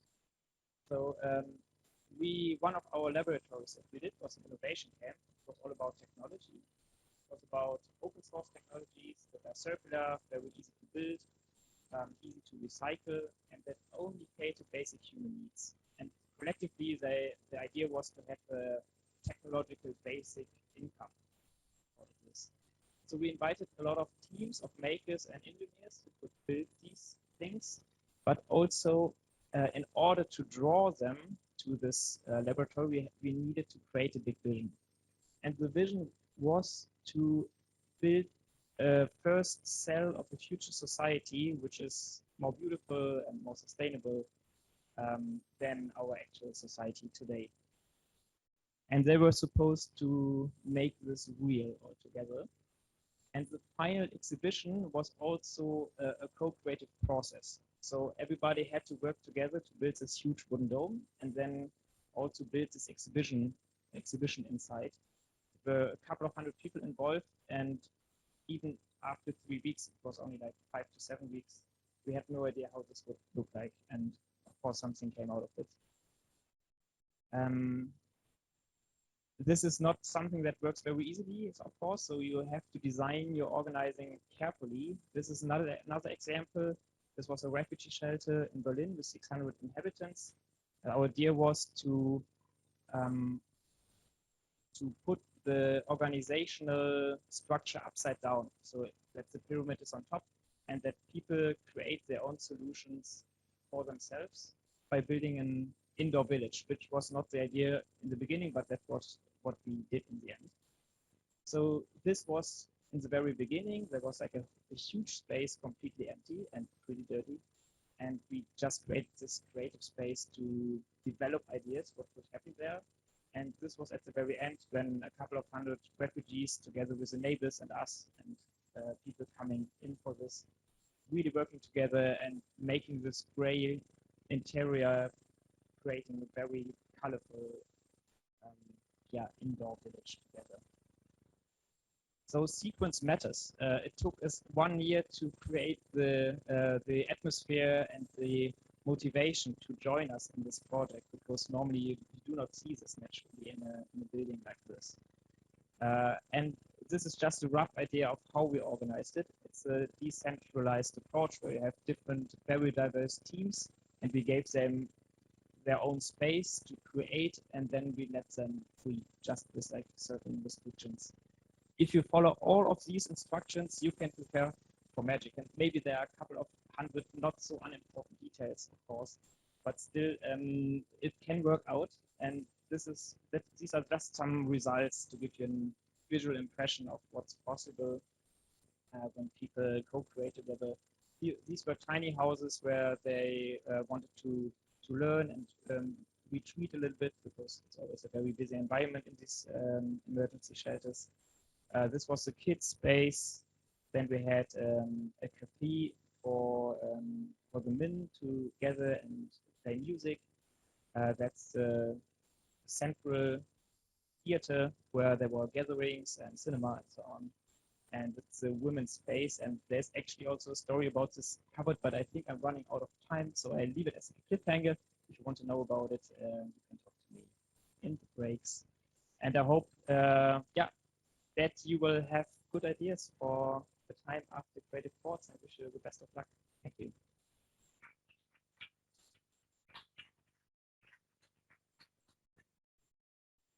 Thank you, Sven. And so in the coming 30 minutes, you will be given the chance to explore those internationalization tools that we've created together. And you will be doing that in a way that is a bit of an exhibition that is outside in the foyer to the left of the staircase. And we were given the challenge to sort of materialize 10 mainly virtual events in a physical space. And so the idea that we eventually came up with, is together with a concept development agency in Malmö called Holster & Graham, was to provide each of the tools with a portal. So as you would see when you walk out in the foyer, there's 10 portals, doorposts. They are a little wider than the usual doorposts, so they're also a room. So each of the tools now has a little room. And to your right, when you enter the room, the portal, there will be an illustration that speaks about the tool. And to the left, there will be a short text that explains it. And by almost all of them, there's also going to be a human being. And that human being is responsible for the tools. So you can talk to that person as you walk it as well, if you have any questions. And on your way there, you have 30 minutes to do this. We're back here at 1 p.m. 1 p.m. That's the most important thing you need to remember right now. But on your way there, please pick one of these up. They are by the round table there. If you have a colleague back home, pick 2, 3, maybe even 4. Maybe you want to give one to your local authorities and so on. We have plenty of them, so grab a copy or 2 as you walk there. And they also feature these beautiful illustrations that are made by a Swedish artist called John Koku. So yeah. And for those of you who are following this event online, we have a very special host. His name is Lari Siren, and he's waving over there, and soon he will probably be online. And he will make this walk virtually for you guys. So he will speak to the tool owners and show you the portals that are in the foyer here in Szczecin. So for those of you in the room and also online, back here at 1 p.m. Enjoy.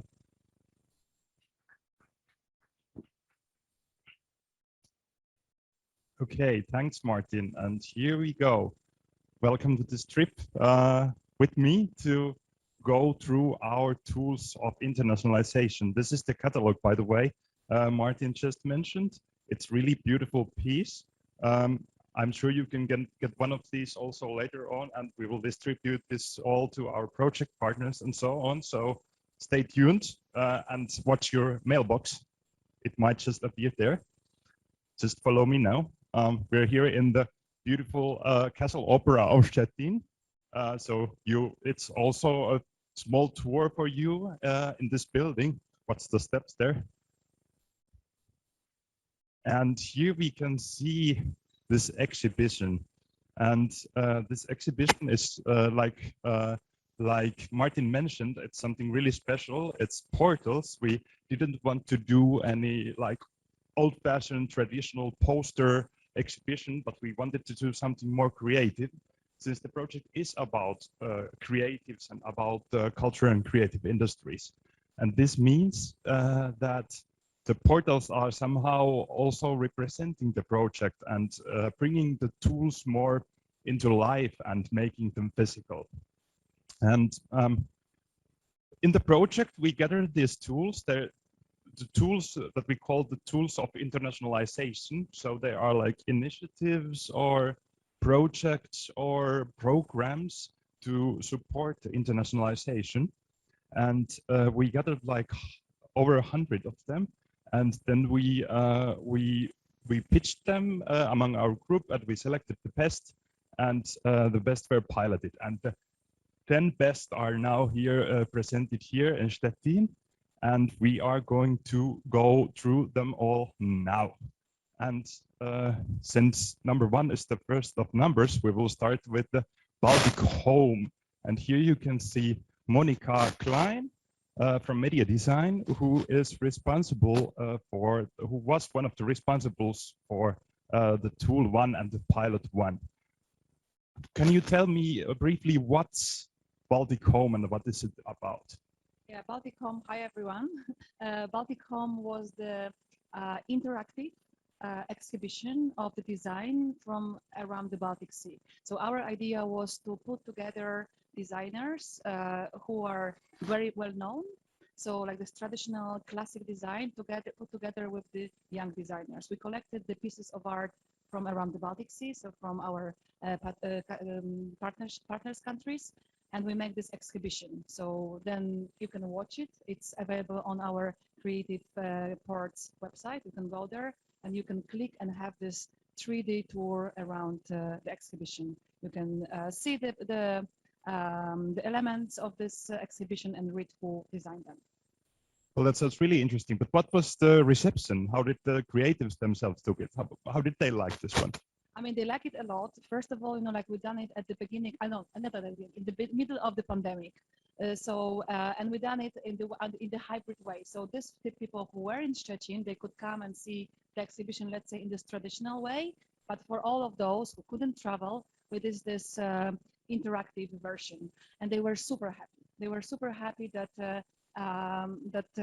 they can promote themselves, and also we get the feedback after of course this exhibition, because people saw this parts of the design, and they're asking like, who designed that, where we can buy it, you know, like it was also very nice exhibit. So they were some kind of inspiration for the user, for the clients, how to put this design together. So we designed the Baltic Home, the experience of the Baltic Home, that the Baltic, it doesn't divide us, but unites us. Thank you. That's beautiful. And one more question. To whom would you recommend this? Who should go especially to the website and to the online platform and see what is Baltic Home about? Yeah, so first of all, you know, like for all of those who want to make this kind of exhibition, we have like step after steps how to make things like that. So you have an instruction. And of course, for all of those who would like to have a very nice interior and very nice home inspired by the Baltic Sea. So you have a very nice inspiration there. Okay, thank you. I will definitely go there now. But let's go here and see the portal a bit. Thank you, Monica. As we can see or hear, there's this beautiful illustration mentioned by Martin, and there's also information about the tools. So that's basically the idea of this portal and this gallery walk. Now going further, we are at tool 2, pitching for a better Baltic Sea. What's pitching? What is it? Well, the project Pitching for a Better Baltic Sea was a project where we gathered startups and entrepreneurs from the countries around the Baltic Sea, and we brought them together in Aarhus and in Denmark, and they pitched their own projects and their own ideas, but with this overarching theme of improving the Baltic Sea in the terms of green transitioning and sustainability. So they were pitching projects, but they were pitching projects that were trying to make the Baltic Sea region a more sustainable and a better place to live. That's the key of the of the project. Yeah, thank you. And I forgot to mention you're Emily Sørensen from the Danish Cultural Institute and one of our nice project partners here. You had this tool, you made this tool happen in a traditional way before the pandemic, and then during the pandemic you did it once again in online world. What's your recollection of that? How did it go, and were you happy also with the digital way? I think for us, we had a really special situation, and I'm really grateful for it as well, because as you said, we did the traditional way. We gathered everyone in Aarhus. We had the pitching competition. We had a lot of other activities surrounding that, and then of course COVID-19 hit. We were doing it again, and we had to adapt it to a digital platform. And I think, and I'm also going to talk about it a little bit later, I think, in the program. But it was really an experience that taught us a lot, and it taught us a lot about. I think one of the main takeaways we had was this concept of uncertainty. That this was when COVID first hit, this was new for everyone. Suddenly we had to navigate these digital platforms, not only as a participant wanting to see a pitching competition, but especially as a company coming and pitch, or as a jury member being a part of it. And this pre-work where you introduce these digital platforms, where you take people through the program, like this kind of spontaneity that you can do in a physical event, you can't in a digital. And that part of the process, I think, was really interesting to us. Like, how do we make people feel secure in this new format? And I think I'm actually really proud of how we did that. I think we managed it quite well. Yeah, that's true. Thank you. And Takamedi, and stay tuned for for more information about this tool and this pilot later on in the program. Then, thank you, Emily. Then the Mess Festival, Tool 3, and here we have the devil himself, Martin. Well, tell us something about Mess Festival. What is Mess Festival? Is it a traditional festival? So it's a smorgasbord. So it's a pick and choose type of format where people could both live and also in a sort of more linear TV way learn more about sort of the creative industries, and there were workshops and inspirational talks and so on. And your crown jewels are this formats, the conference and the festival, and you were not able to do them. Media Evolution wasn't able to realize them during the pandemic, and then you brought Mesh in. How it all went? Are you happy with what happened? I mean, I think it's a similar experience to what Emily just said, that, I mean, content-wise, it's great, but we really miss having people around and really miss having people interact with each other. And I'm also quite happy that we didn't sort of dilute the conference brand with a virtual version, that we rather decided, okay, let's design something completely new, and then we can keep the old format for what that's good at. And what would you say that to whom it's especially interesting now? Who can learn from your experience now? I think, I mean, it's both intermediary organizations in organizing these tools, and I think there are quite a lot of learnings in how to prepare a speaker and really how to sort of set the context for a conversation in a good way. Yeah, thank you, Martin. And maybe we take a sneak peek here also in the portal. This also presents the tool quite nicely with this different conference representing the different Zoom sessions. So a festival can be done also online. Then we are at tool 4, International Meet and Match, which was a tool and pilot organized by the Filmbureaus from Denmark. And it was about bringing gamers together, game developers together, and exchange on different visions and ideas on how to develop their games and their initiatives further. So it was like quite a traditional meet and match event where you just bring the stakeholders together to exchange. But then again, we did it in the middle of pandemic, and we were of course planning to do it like physically in Aarhus in Denmark, but weren't able to do that. We did it in Zoom, so on a digital platform, and I think it was quite successful. I think there are lots of contacts that were developed based on the exchange the gamers and the game developers had there. So that's the international meet and match. And then we have ABCD scanning tool here, and one shy person coming into the picture. Yeah, Marcus from Ars Baltica. Tell me what's essential in ABCD. Hi, Larry. Thanks for inviting me here to speak.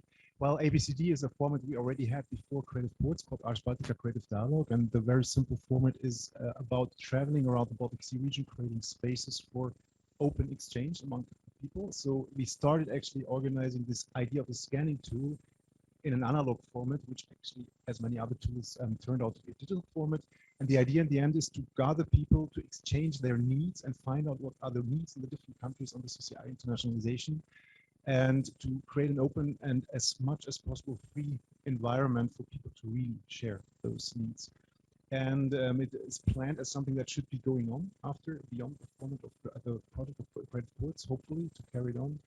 And it seemed to be a really valuable format for the feedback we had from the participants, that actually it's not so often that we gather on an ongoing basis people from the sector to exchange on the needs and necessities actually which are needed to create tools further afterwards to find solutions. Basically. Yeah. And do you think this COVID and the pandemic coming and you having to turn everything online, do you think it was disastrous for you, or? Actually, I think it was the opposite. It was actually a win in all senses, because for us as the organizers, it turned out to be, well, it's first of all much more sustainable, and there's a lot of, maybe almost all the aspects of this format can be done online. But at the same time, you get to the point where it's obvious certain energies and exchanges can also only be done analog. So probably in the future, it would be great to have a mix of both formats to stay sustainable and also have the possibility to meet live. So it was also a learning process for you. Absolutely. Yeah. Thank you, Marcus. Then moving on to Tool 6, Internationalization Center of St. Petersburg. Here we are really on the tech side of all these pilots, as this Internationalization Center focused on AR and VR. And maybe we can have a small peek here also inside. There's, oh, there you go. There's a nice picture also presenting the tool in a quite nice way. And yeah, I mean, it's about bringing the VR and VR professionals together to exchange and also learn from internationalization. So there's this internationalization or entrepreneurship internationalization course, which was part of this tool. And they also tried to build the capacities of the entrepreneurs in this international market of VR and AR in the Baltic Sea region. And this event took place in Russia, in St. Petersburg, and it had some participants from all over the continent online. But of course, because of the pandemic regulation,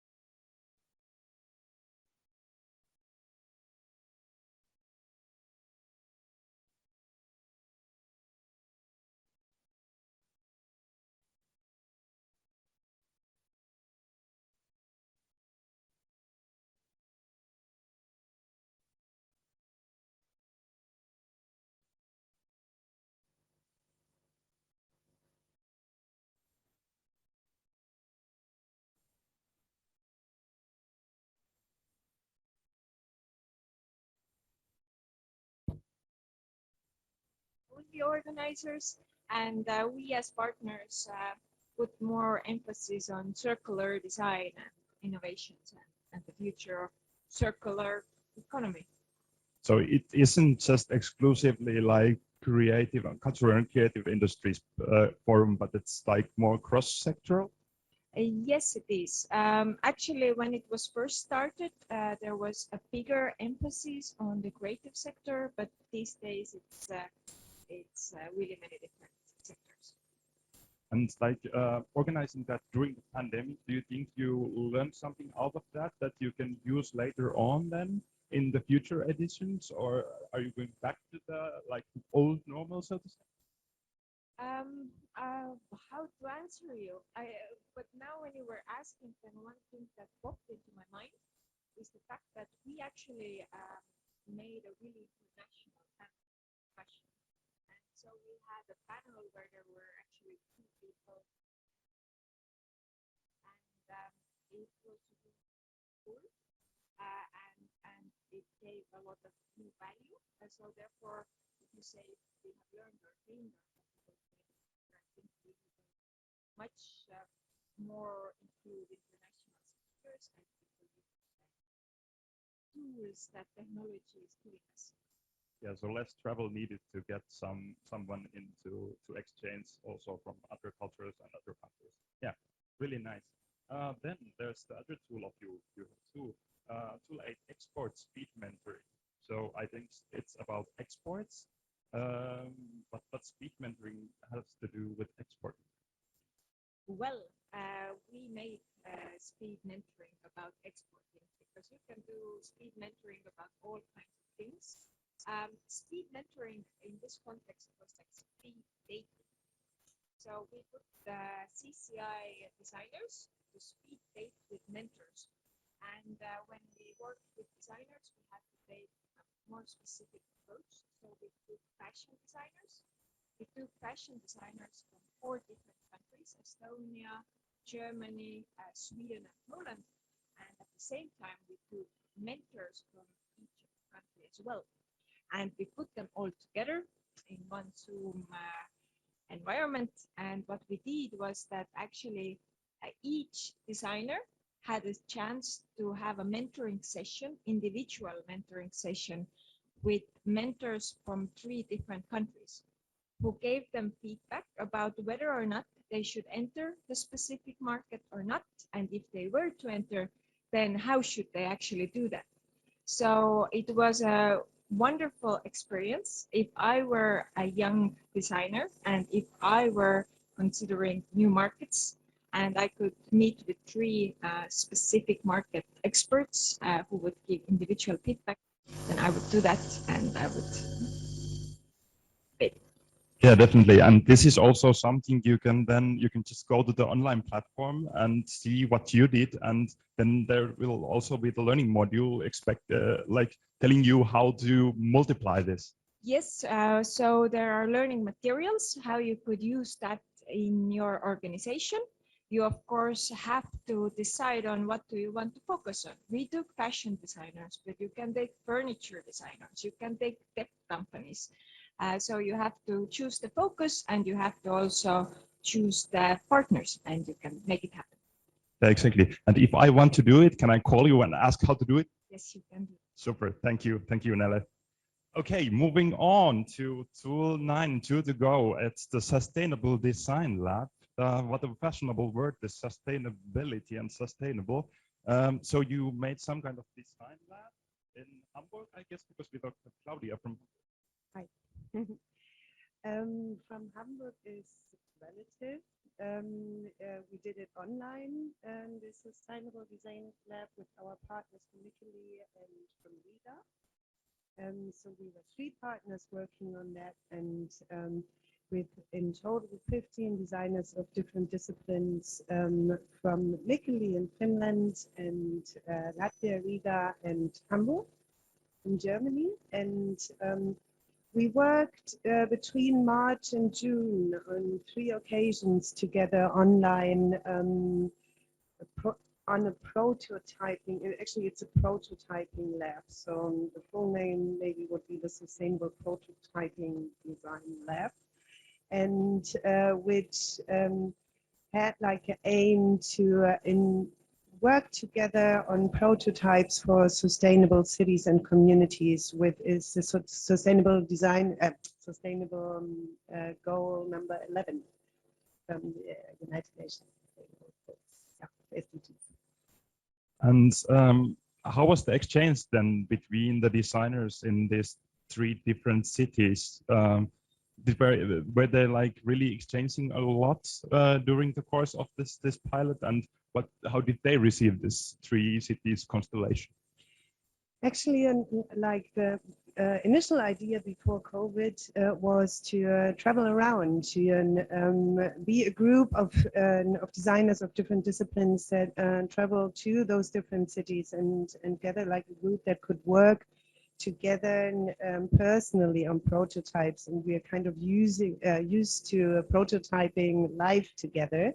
So it was definitely a challenge to do that and to reach that goal in a digital way. But we, one of our learnings was this is a challenge, but it's possible.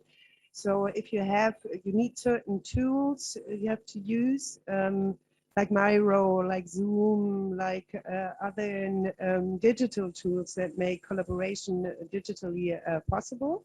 And I think we were successful in developing in different teams really, really good ideas. What was challenging, and I self-critically, I would say, not so easy to achieve was the in-between existing cooperation of the so like networking, what we normally do, what we do here. We have dinner together or a chat on a coffee break. So this had to be created in some way. And we did different, we had an online concert, we had a city walk through Vilnius and to Riga, and we tried to fill this in. I think some stuff worked and others maybe not that much, but in total I think it's a nice tool. Thank you. And I think it's pilot. So in the end, it's about learning. So we kind of did it for others to take advantage of the positives and the negatives. That's right. Yeah, totally. We try to reflect that a bit in our learning modules in the end, like the learnings or the main learnings we took out of this project, and there are a lot more. So, and maybe they're going to pop up more in the future when we reflect more about the project. But yeah, it's about learning, and it's about making mistakes, and be better the next time. Absolutely. Thank you, Claudia. And then getting it full circle, 10 out of 10, we have our tool, the Goethe Institute tool, Game Mixer Days. And we do have a Game Mixer veteran here, Ralph Ebner, Dr. Ralph Ebner from the Goethe Institute. You have realized Game Mixer many times, and now it was the first time during a pandemic. So was it like business as usual? No, actually not. I have to say, Larry organized the Game Mixer Days. I stood in the background, and Larry did all the work. No, the reason we did it, we had some experiences with Game Mixer. I realized not so many times, but 3 times before that, in a physical way, in Indonesia, in Jakarta, in Bandung, in Brazil, in Sao Paulo, and with game mixers from whole Africa in Johannesburg. And we evaluated this events, these programs, and it was very positive. And we tried to redo it in our pilot Game Mixer Days project. And this has a simple reason. There are 1,500 companies, if I remember correctly, in the Baltic Sea region that are working in this area, and there are a lot of incubators and business support organizations for this. So we decided, okay, let's do it here again for game developers in the Baltic Sea region. And in a first step, before the pandemic, we had the glorious idea to invite a couple of them to Gamescom 2020 to Cologne. Larry already booked the hotel, booked the rooms, everything was ready. And then the organizer of Gamescom told us there will no physical Gamescom, it will be virtual, and we have to redo everything. And we postponed it, and then we thought, okay, let's wait to November, let's do it in Malmö. Pandemic continued, and then we came up with a hybrid, hybrid. Was it hybrid in Hamburg Games Conference? And Larry can tell you more about this event in Hamburg because he was on the helm of it. Yeah, so we basically we participated in Hamburg Games Conference, and we presented some gaming companies from the Baltic Sea region on a virtual stage there. And we got quite a lot of positive feedback out of that. We were a bit wary, as Ralph mentioned, if it's going to work online or not. But actually, the companies kind of liked that. So at least we had some positive experiences, even though we had to go up and down and change everything multiple times. So I think you can be quite happy with that, what we achieved there. But then we had also these later formats about peer learning, peer exchange. Can you say something about those? Yeah, we had apart from this showcase, we wanted to do some information about game industry in the Baltic Sea region, and then we had a module about peer learning. This information was done by an expert from Finland, and it worked quite well. It was a good input about marketing opportunities and so on. And then came the disaster. I will explain it in the panel a little bit more in detail with peer mentoring, and actually it didn't work at all. It was the reasons I want to resonate about in the panel. I think there are quite some reasons why it didn't work out, but at the end of the day, from my perspective, it's difficult to realize such a peer mentoring module online, or at least we didn't do it. We were not successful. Yeah, I mean, it's piloting. It's about successful parts and making mistakes as well. So I hope that others can learn from our mistakes then. And there will be also the learning material online. So probably there will be something useful for future, maybe hybrid ways of doing this mentoring, because there's of course a lot more possibilities to get people around the same table, for instance, from Indonesia, without having to travel. So maybe the hybrid is where the potential lies. Yeah, exactly. That's especially for an organization like the Goethe Institute, who is spread around the world, who has 160 branches around the world. This would be really a good instrument. But I believe we have to work more in detail on this instrument of virtual connections of people in the same peer on the same peer. Yeah, absolutely. Thank you, Ralph, and stay tuned for the panel then. And to conclude this all, let's make a small drive-through and see all the portals and meet Martin maybe in the other end so that we can ask one more question. So here we can see all the nice illustrations and also information about these tools once more.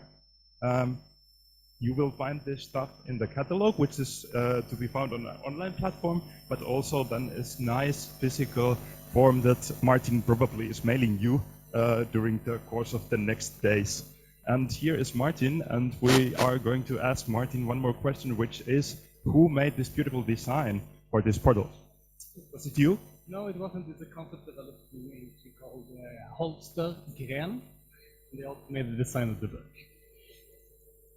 Bring everybody around. Thank you. Walking through. I think it's nice to have some kind of physical touch also, and some kind of structure to something immaterial. And even more, when we couldn't travel, we were also planning to travel in these different pilots and do some job shadowing and exchange there on location. So this is like something tangible, and maybe the catalog as well. They're waiting for us in the other room for the learning module session. Yeah, so let's return. Thank you all for listening and watching us. And now we're heading back to the main conference room for the learning modules.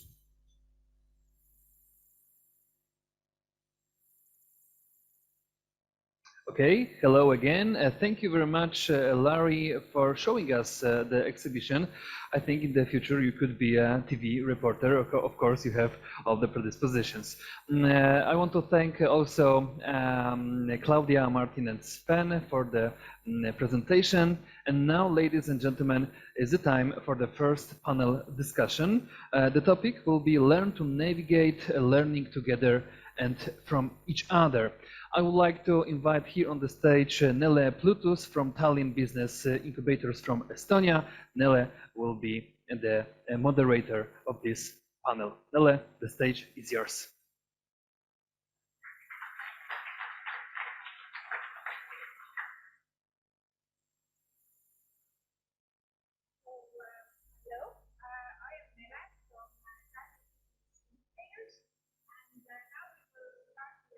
Discussion, learning together and from each other. And as the name says, we are going to discuss what we have learned from doing the pilots and developing the learning models. And we will also discuss if there are any other ways how we could keep on learning from each other after the project is over.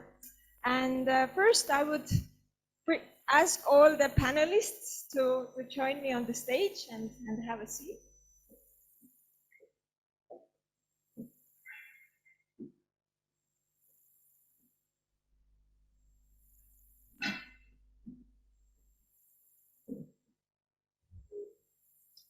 So to start, we have here 4 partners, and the panelists themselves include Claudia von Dratschke from the Hamburg Creative Gesellschaft.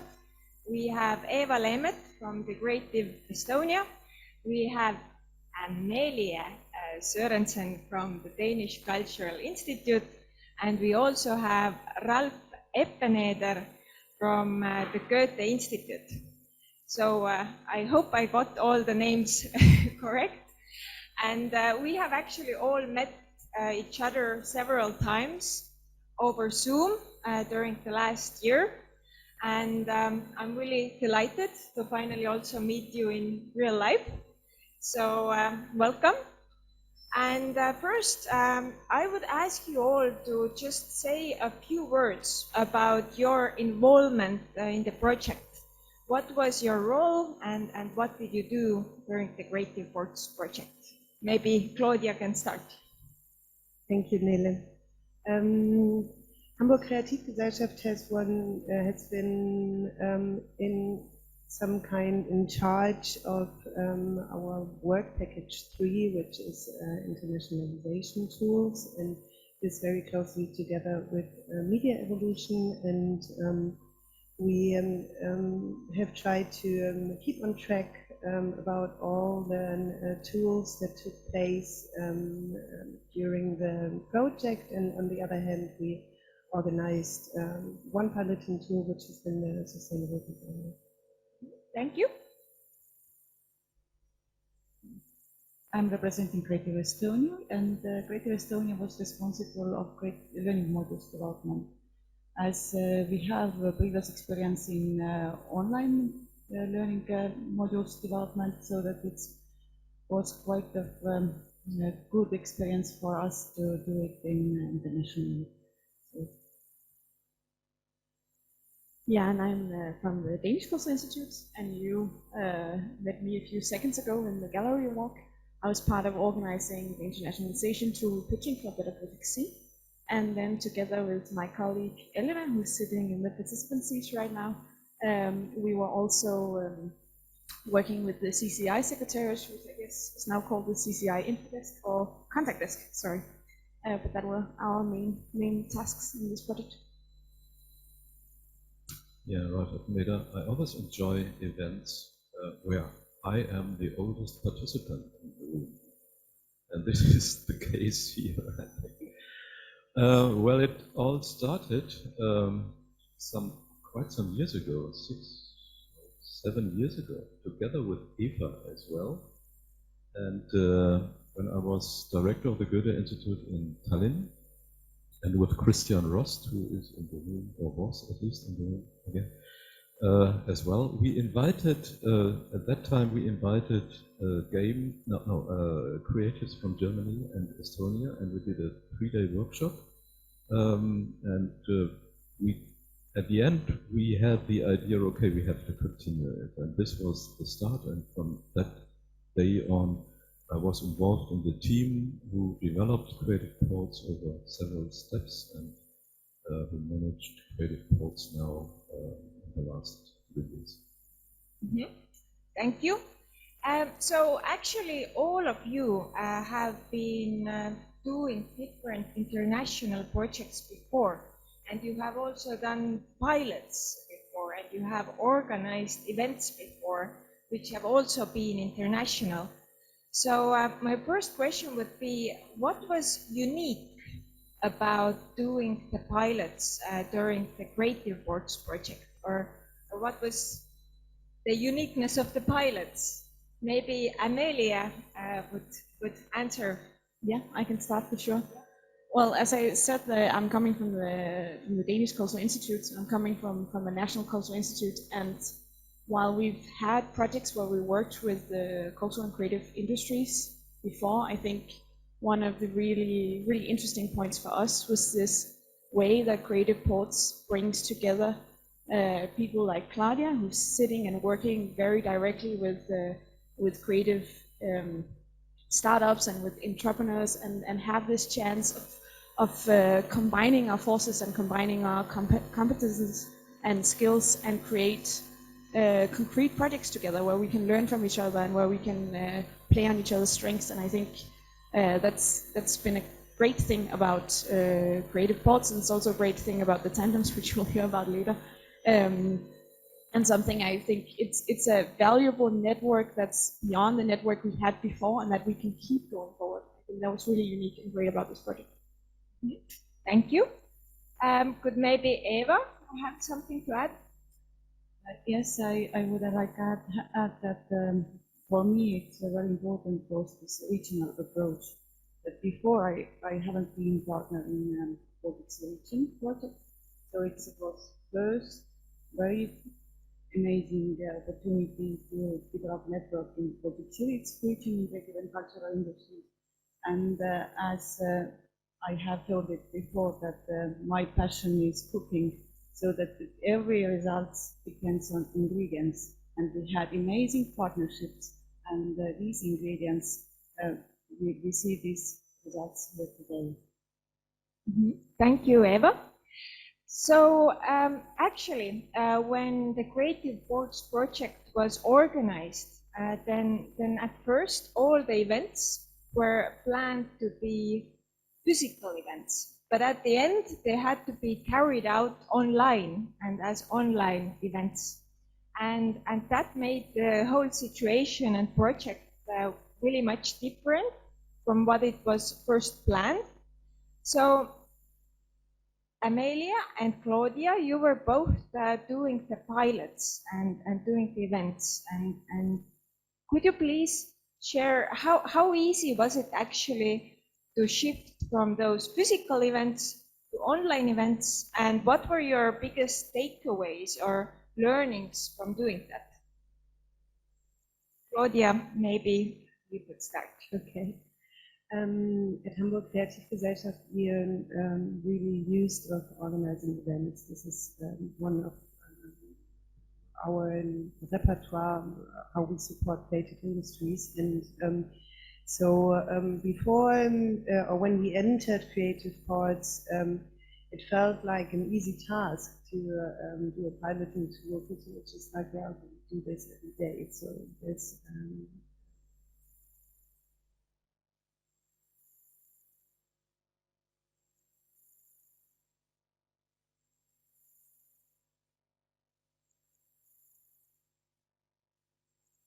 one sustainable design lab, an idea which would have been or included different designers traveling around 3 different countries and working physically together on prototypes and with certain techniques and tools, and we had to rethink the whole idea, and we had to think on the first moment, is prototyping digitally between people that are not in one place actually possible. And I think so there are a lot of challenges within the process, with planning it, with executing it in the end, and I think we took out a lot of learnings out of that. But I think one of our biggest learning was that this collaboration to create new ideas, to create new visions, in this case, how you can make cities more sustainable, and this has been possible digitally actually as well. And but it requires a lot more of moderation and curation than it would have been in the natural process of human beings being together in one place. So this is something we learned, and where we can work on and around in the future if we plan something like. Thank you. So it is still possible to do things online, and you just have to maybe get a better moderator, or you have to strengthen your moderation skills, so to say. We have also Emilia and Ralph who were doing the pilots. So Emilia, maybe first. Yeah, and I've been thinking a lot about this question because we did a lot of evaluation after pitching for Better Baltic Sea. It happened twice. have it once completely physical, and then we had to reimagine it as a digital event, and had quite a long evaluation process. And I really feel that we learned, have a huge list of things that I think we learned. And I think maybe the three main points is one thing which I think we did really well, which was what I talked briefly about at the gallery wall, was this thing of the digital events at this point when we did it, and COVID-19 had not been going on for so long, was really new and really an unknown territory for many people, especially the people that we were inviting for the event. There are for sure other people in the world who had been doing it for a long time, but our participants, for those, it was new and it was something different. And I won't say that I think it required more work, because there's also the picking up from airports and stuff like that you're not doing, but it required a different kind of work of info sharing and of taking people through and kind of making them feel safe in the process. And I think we did that really well. We invited the jury for an extra meeting beforehand to explain the platform, to explain exactly what was needed from them. We made an info kit with all the main things in a nicely set up way and shared it beforehand. Stuff that, of course, is nice for physical event, but absolutely crucial, I think, that it worked so well. Another thing which I think we maybe could have done better is this thing that because we had done the physical event first, it's very easy to fall into this kind of trap that then you have to take the physical event and you have to adapt it to a digital platform. But that's not what you're supposed to be doing, really, because it's another context and it's another format. So you can't adapt. You have to reimagine. In a way, an event is kind of Gesamtkunstwerk, like the form and the content needs to fit. And I think the digital world can do so many unique things. It has unique potential for bringing in more elements of gamification and to include play in a different way in an event. And that, for sure, if I was doing it again, I would reimagine more and adapt less. So it's not about just bringing your event online, but it's actually reinventing the event itself. Yeah, exactly. Yeah. Ralph? Yeah, will you hear me? Yeah, I just said it outside. We decided to do Game Mixer. Game Mixer is a Game Mixer Days. Game Mixer is a program for young game developers, some form of acceleration or capacity building program. We decided it because first, there are about 1,500 game companies in the Baltic Sea region, so it's relevant. There are incubators and others who are doing support work. And second, we decided to do it because we had experiences at the Goethe Institute, 3 game mixer programs in Indonesia, South Africa, and Brazil, and they all worked very well. The problem is they were very expensive. If you shuttle around 20 game developers from Indonesia to Johannesburg, African game developers to Johannesburg, African game developers to Brazil, it's very nice for those people. And the evaluation, all this was very positive. We had one question: would you recommend this program to your peers? And 100% yes. That's, you don't believe it, but it was.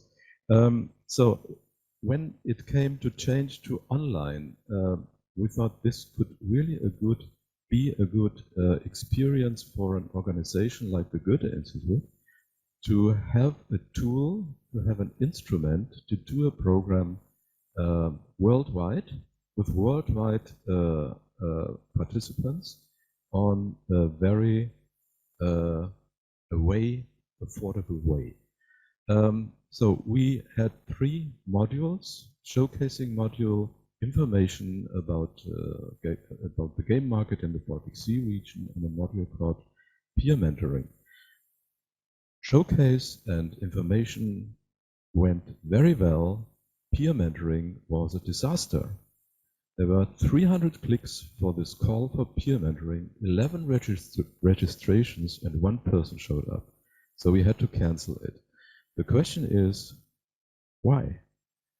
And I have an explanation. I don't know whether it's correct or not.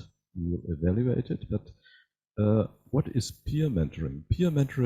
In peer mentoring, mentees show their game, show their prototypes, talk about the challenges, and so on. And the group tries to find solution and recommendations. So as Sven said in his presentation, in a peer mentoring event, there are no tourists, there are no passengers, all are the crew, all are the experts. And for that case, you have to establish a safe room, because everybody who opens up his challenges is vulnerable. And you have to establish a safe room where people get to know each other before that, where they trust, where they build a trust. And actually, we didn't manage it to do this. We didn't think in advance that we have to do it. So my takeaway, my lessons learned is, if you have a vertical format, you show something, people look at it, you talk about something, people hear about it like information. It's easy to transfer it online. It's more difficult, maybe very difficult, to transfer a horizontal format online, where people on the same level, where people learn from each other and have to open themselves to each other. So this is our lessons learned out of our Game Mixer days, but it's worth to learn about it, and we will see how we can do it better the next time. Thank you, Ralph. So as you can see, we not only learned from tools and pilots, but we actually at the same time became online event experts. So if someone wants to do online events, then most probably you should contact the panelists and they can tell you all about how to do that. But now moving on, based on those pilots, you also had to develop learning modules. And those learning modules are now also available and accessible for anyone who is interested on Creative Board's online platform. So Eva, you were the one who was really involved in developing those learning modules and also instructing the pilot leads in doing them. So can you please share how was it to develop those learning modules? What value do they serve, and what were also the biggest challenges in doing that? Yeah, it was a pleasure to lead this, as called in our internal communication, Tallinn cluster, as not only Creative Estonia was dealing with the creative learning modules development, but we had great partners, Tallinn Technological University and also Tallinn Creative Incubator. So I have here a chance to thank you, my team. Please stand up. Urve, Kersti, Tiiu, Kristiina, Nele, applause.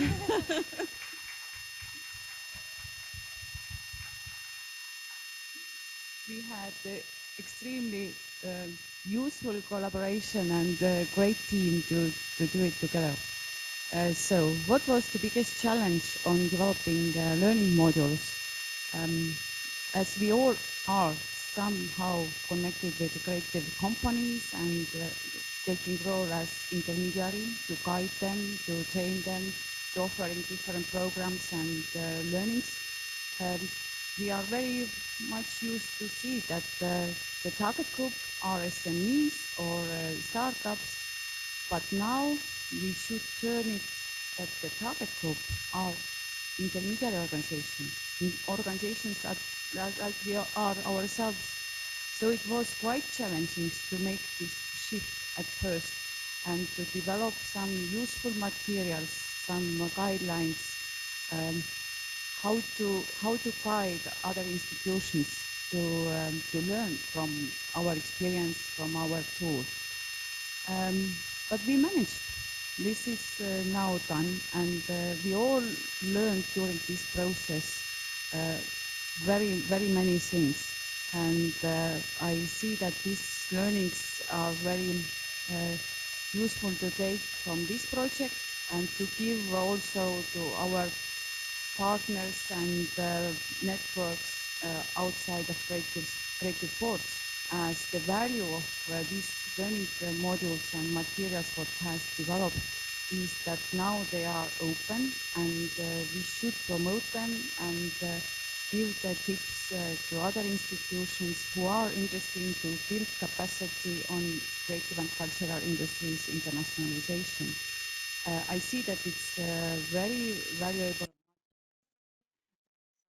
Many good tips and instructions to guide the institutions on the way internationalization.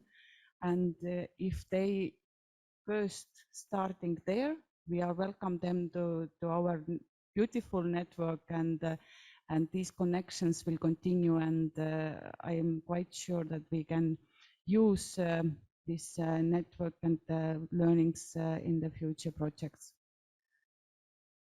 Thank you, Eva, and thank you, Learning Modules team as well. So we now have the learning modules, but maybe it would also be interesting to hear from the pilot leads. How was it actually to transfer this knowledge that you gained from doing your pilots to the learning modules? And what were your takeaways and learnings and experiences? Claudia, Emilia? Good. Maybe Claudia? Okay, first. I start. It was actually not so easy to do that. We had like very good guidelines on which topics we had to concentrate, and which information we should collect to maybe make them public in the end on our website. I worked on this especially with my colleague Leah Jordan, which is not here today, unfortunately, and she was the head of the Sustainable Design Lab as well, talking about good teams. She was a great partner in that. And we had like actually 2 rounds of our learning modules. Like we had a first round, and then gave the information to Alisa from Ars Baltica, who was in charge of visualizing it on the online learning platform. And then when we saw it like online, we were just like, it makes no sense. And we had a second round where we gathered more information, and we tried to make it more consistent in some way. And I think actually it's kind of a process. And I think if I would look on it today, I would still change some things. And I think it's something we are going to be able to do so. So it's a challenge to zoom out and to think about someone who hasn't never done it. What does this person's and this institutions want to find on information to be able to do such a lab? And one thing we thought in the end is really the offer to those persons to contact us afterwards and to say, if you want to have more information, just write us an email and we can have like a more detailed personal exchange on how we did it, what we learned. So I said a lot of words. I think it's a challenge, and it's a process. Of course. Thank you, Claudia. Yeah, Emilia? Yeah, I think I largely agree. It was a challenge. We also were in this situation where we did 2 events, as I said, one physical and one digital, and the physical one was quite early in the process and early in the project. So we, for obvious reasons, we didn't have that many things to go from, and there hadn't been that many discussions on the learning modules yet. So what I did when we organized the first event is that I wrote down everything.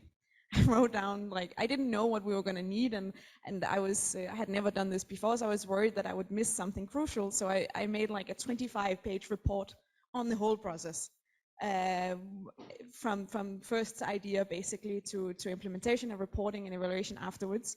And it was quite a lot of work, and a lot of it wasn't necessary, but I'm really happy we did it, because what we ended up doing later on also because we thought it was quite challenging. So we actually went and got external help from, we had a Latvian expert come and help us develop the learning modules together with her. And she was amazing. She was really, really talented in what she was doing. And then she asked, obviously, like, okay, so what was the event? And I could present to her this enormous like body of material, and it was just I think that was really an advantage, and I don't think I would have done it if the event had been later on in the process. So in that way, I'm grateful that we were first. Thank you, Amelia. So as we can see, it's not always easy to transfer your knowledge and start to teach. So becoming a teacher means that you actually learn a lot again by teaching other people. But now when we have done the pilots and we have developed the learning modules, then the big question comes: how could actually creative boards, organizations and partners keep on learning from each other after the project is over? What could be the best formats to do that? Maybe Rolf could start. Yeah, I do. Yeah, you know, from the whole project, we will have 5 main outputs, like learning modules and catalog and so on. One main output will be the so-called CCI contact desk situated in Tallinn. We will talk a little bit, go deeper into this issue this afternoon. One main task for this structure in Tallinn, for the guys or girls who will run it, will be to keep the network alive after the project is ended. So this is not the last day we meet. We try to keep all the partners together. But how do you keep partners together? They have to get an added value out of it. And one added value from my perspective is learning from each other. And then you have the second question: how do organizations learn from each other? People learn in a way we all know, but how do organizations learn from each other? And I'm a fan of peer learning. You realized it, and I think the format of a peer review is a very interesting and a very compelling format for organizations to learn from each other, where cases are in the middle, where programs or good practices are discussed, and recommendations were developed, etc. If I'm correct, the EU established some 4 or 5 years ago for public administrations exactly this format. And normally they invite peers to one place for 2 days, where they present something and where they discuss these cases. In the pandemic, the EU established an online forum for it. My recommendation would be for our friends in Tallinn to think about formats like this, to use our online platform to look at job shadowing or study visits or visits like this peer review visits as well. So, and I believe with the outputs of policy recommendations, for example, with learning modules, for example, peer review is the right instrument to continue in our collaboration after the project. Mm-hmm. Thank you, Ralph. We are now really short on time, and we will start going to lunch. But we can continue on those discussions and think about the ways even more that Ralph was just adding and suggesting. Now, I would really much like to thank all the panelists for coming and sharing your thoughts. It was a pleasure.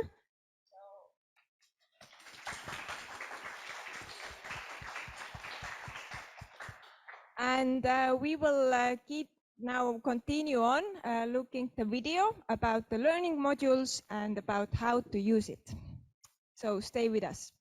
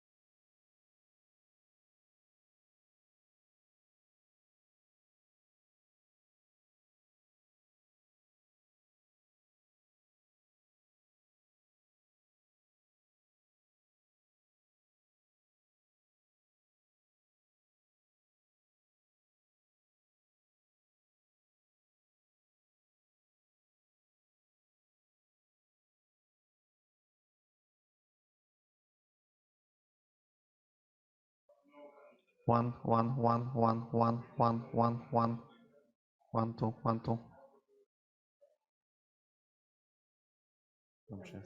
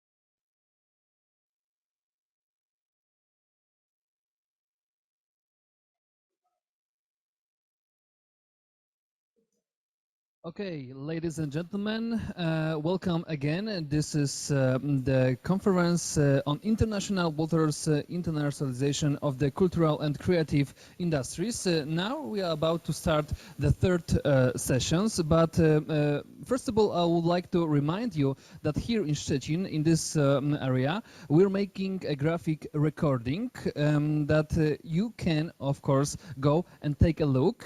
Also, for the online viewers, we will upload these graphics later on the social media, so then you can also watch the graphics here from Szczecin. Okay, the third session concerns far horizons and uncharted waters, how to continue to generate an impact of the CCI in the Baltic Sea region. It will be a panel discussions, the new European founding period, that's therefore what's there for the cultural and creative industries. I would like to invite the moderator of this panel discussion, Nico Degenkolb from Goethe Institute from Germany. Nico, the stage is yours. Thank you. Thank you, Mikhail. Hi. Hi from Szczecin, and welcome to this final session of this final conference of the project Creative Ports. We have in the morning seen what this project was all about, what came out of it. We have seen learning modules, policy recommendation, a great gallery walk. So everything that's really there and to work with. And now we want to talk about the most important thing, the partnership, the network, and how we put that into effect in the future, in the next years, and how we seize new opportunities that are coming up from within and from without. And we have three blocks. The first one is somewhat of a virtual fireside talk. So I will remain alone on this panel, but not lonely. We have four great experts from Belgium, Denmark, and Germany with us. So we span the whole Baltic Hanseatic League almost from west to east. Not really, but a big chunk of it. And I'm happy to introduce the experts very briefly to you without being able to do justice to their biographies, of course. We have with us Else Christensen-Recepovic, Bernd Fese, Rasmus Wittstedt-Czerning, and Maciej Hofmann. I see you. Great to see you. Where am I? In this camera. Okay. And Else is an expert on cultural external relations and currently a member of the selection panel for European Capitals of Culture. Maciej is a policy officer at the European Commission at the Directorate General for Education, Youth, Sports, and last but not least, of course, culture. And we have Bernd Fese with us. He is the director of the European Creative Business Network, and Rasmus Wittstedt-Czerning is the founder of the Creative Business Network Copenhagen. He's also board member of the Cultural Institute, the Danish Cultural Institute, who is also project partner of Creative Ports, as you all know. And also we have a video documentation of this panel, and the link to that you will find in the chat now. It's done by Johanna Benz, who is sitting in Leipzig. Okay, without further ado, we start. We have a lot to do in the next 40 minutes. Bernd Fese will start with an input on the opportunities of European cooperation as relates to European programming, the European programs of the new funding period that has just started 2021 until 2027. Bernd, the floor is yours. Yeah, thank you so much, Nico. Thanks for having me, and welcome to everybody in the audience in the room and out there in the digital world. Of course, there will be hundreds of calls coming out in the next funding period. So it's not about giving you detailed information about detailed calls, but rather about the whole structure and the new elements in this structure, giving you also new opportunities, but also new demands and to watch out for. I think the most important new element here is to understand that the next funding period, 2021 to 27, is not just another funding period. We have three new elements in the existing funding streams, and we have one very new stream, so to speak, one new initiative, the new European Bauhaus. Creative Europe and Horizon Europe, you all know, has been there before in former times, but they have also undergone a revamp, and new innovative elements are in there. So I dare say Maciej, I hope you would agree, you know, Creative Europe also modernizes cultural funding. Horizon Europe definitely is a modernization in innovation funding for the creative industries, and the new European Bauhaus makes the European transformation a cultural task. Altogether results also a lot of policy changes. So that I dare speak really of a new area for the cultural creative industries in policy and programs. In terms of policy, the European Commission decided in May this year that creative industries is one of the 14 strategic sectors for Europe's future. So this reaches far beyond those funding programs here.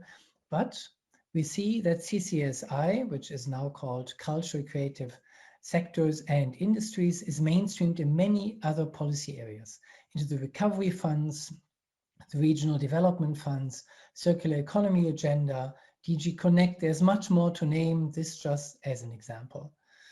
And last but not least, there's also a program innovating the cultural creative sectors and industries as a whole ecosystem, not just one market or one value chain or one product, but as an ecosystem as itself. And this is called the Knowledge and Innovation Community, in short, KIC, and is a program and a call launched by the EIT, the European Innovation Institute, in October this year.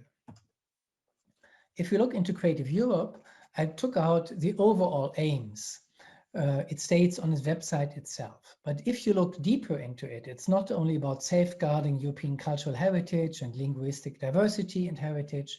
It's not only about the competitiveness and the economic potential of those sectors, but it's also about new elements like innovation labs for content creation, access and distribution, and very interesting also the news media sector to uphold quality journalism.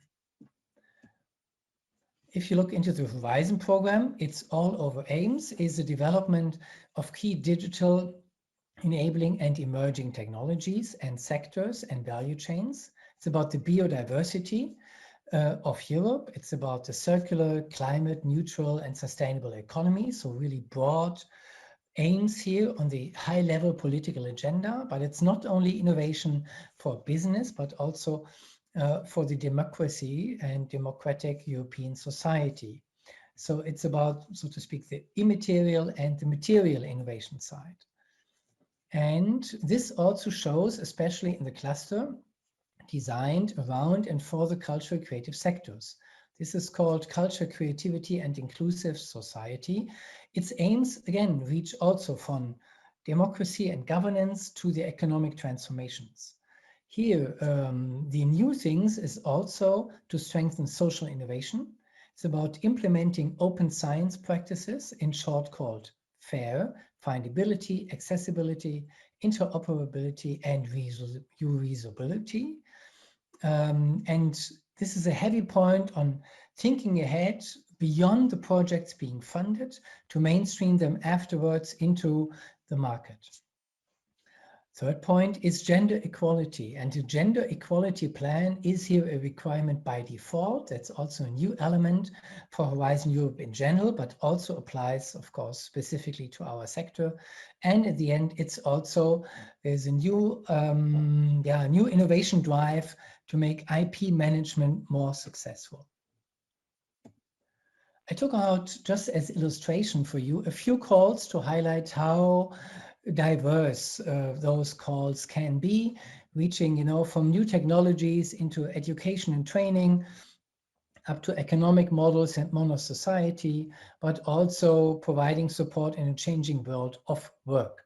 So all kinds of topics are being touched by this new cluster too. The third strand I wanted to point to is this new initiative of EU President von der Leyen, the new European Bauhaus. And this is foremost, most of all, an innovation in policymaking. The Commission says itself, it was about the listening phase, then translate this into ideas for action, and then into a policy document. So this listening phase was about half a year, and you find on the webpage it also well documented. This is an important innovation because here we see, so to speak, social public policy and public services, innovative, to be closer to our sector and the needs of our stakeholders. Here, the focus of this program is about living places that are sustainable, inclusive, and beautiful. It's about living between art, culture, social inclusion, science, and technology. And of course, there was a big debate what the new European Bauhaus is in relation to the traditional European Bauhaus. A phrase like beautiful is not really common so far to European funding calls, not even to national ones. So it's interesting to find how is beauty defined. The European Commission has a debate on that, and you also find different proposals for this to spark the debate. And I picked out one here for you. Beautiful means experiences that respond to needs beyond material dimension, inspired by creativity, art, and culture. And here again, the circle kind of loops that you have innovation within Horizon Europe, but also Creative Europe, which reaches from the material economic side to the immaterial, inspirational, artistic, but also democratic side. I show you here a few calls in the new European Bauhaus element, from sustainable buildings, reducing, of course, carbon footprint, to the demonstrating of digital logbooks to build better, but also to the immaterial dimension, the social and affordable housing district. And this even as a large-scale demonstrator. Those are really massive projects where Europe can see a new kind of infrastructure being built and tested. Seeing all those new programs and also seeing the innovations within the structure of the programs, like the gender gap plan and so forth, we can really talk of a new area. But this new area is supposed to promote the European way of life, the Green Deals, the goals of the Green Deal, and support an economy that works for people. So the claim of the European Union. Of course, we know that European cultural heritage, arts, and creativity make diversity of identities in Europe. They drive open and inclusive societies and democracies, and they also shape the public images of countries and regions. So we, of course, will wonder instantly if this promotion of European way of life is working in our times today, in the times of COVID-19, especially as our sector, the cultural creative industries, the live sector, the clubs, the cinemas, the theaters, the museums, you know this all, have been closed and so hard hit. So isn't that a paradox? And I believe this tension between rebirth and crisis is really, it has a historical pendant, it has a parallel in history, the Renaissance, and I believe we really witness here the European Renaissance in the making. So I hope I could give you an overview, not only of new elements, but also of the new structures coming up for the next years, and I hope you will be part of this European Renaissance in the making, and you apply and use those programs for the innovations you have in mind. Yeah, thank you so much, and I hope I could spark a debate. Nico, over to you.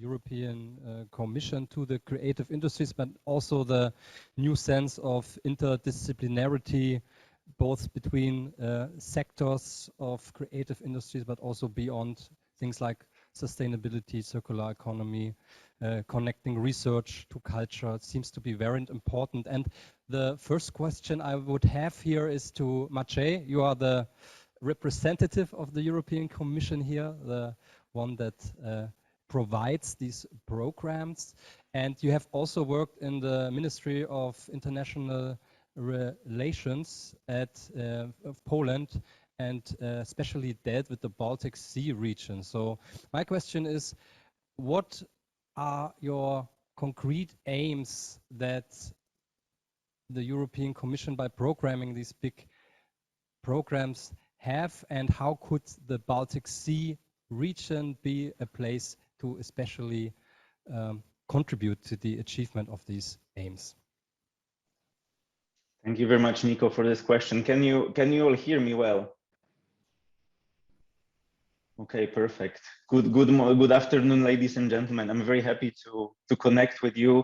I mean, it's a pity I couldn't be with you in Szczecin, but I'm saying hello from the city of Brussels, and indeed I'll be very happy to answer the question that Nico just asked from this kind of double perspective, because indeed in my current work I do work for the European Commission in Brussels, but before this I was in the Polish Ministry of Culture in the International Relations Department, where I was, among others, also working on Baltic Sea region cultural cooperation. So in the sense, of course, this region is very, very, very close to my heart, and that's why I'm even more so happy to be here with you.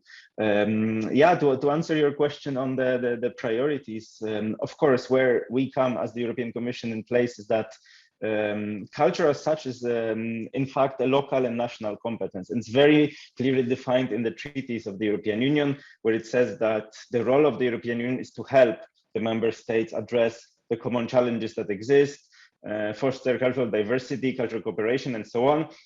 But ultimately, of course, it's up to cities, regions, and member states to decide and shape their policies for culture. And this, of course, includes also culture and creative industries, or as we prefer to refer to them in Brussels, culture and creative sectors. By culture and creative sectors, we actually mean more broadly both culture and creative industries, so all those, let's say, more market-oriented parts of culture, but also non-market-oriented activities and actions. So for instance, museums, public institutions, non-profit NGOs dealing with culture, and so on. And this is also this broad understanding of culture that is very present in European Union policies and main documents of the European Union related to culture. And if you look at these documents, so for instance, taking first of all the new European Agenda for Culture of the European Commission from 2018, you will see that the understanding of culture is very broad. So this document recognizes the role that culture, and this of course includes culture and creative industries, can play for the economy, but also the role they can play for society, the role they can play for international diplomacy, and so on. The same if you look at another document, this time from the EU culture ministers that have decided together, and they are deciding together every few years on these priorities of European Union cooperation in the field of culture, the work plan for culture 2019-2022. You look at it and you see that there are very specific issues important for cultural sectors, such as access to finance, working conditions of artists, or gender equality in cultural and creative sectors that, by the way, Bernd also mentioned. All of these topics are actually present in that document, and you see that culture and cultural and creative sectors are recognized as part of broader ecosystems. So of course, culture is supported by the European Union as such, per se, for instance, by the Creative Europe program, which is in fact the only European Union program which is designed with culture and creative sectors in mind. And Bernd spoke quite well about it, so I don't want to add too much. It's indeed a continuation of the current program we had from 2014 to 2020. With an increased budget, there are quite a few novelties, but it's rather the evolution than the revolution. But then, of course, the opportunities for culture and creative sectors go way beyond Creative Europe. So here, of course, Bernd rightly pointed out to other measures. And of course, quite a few of them these days are connected with recovery and resilience of Europe's economies and societies. So for instance, a very important instrument, Recovery and Resilience Facility, which is also a huge part of the current new European Union budget. And the idea here is that the member states have to define their own national plans for investments and reforms.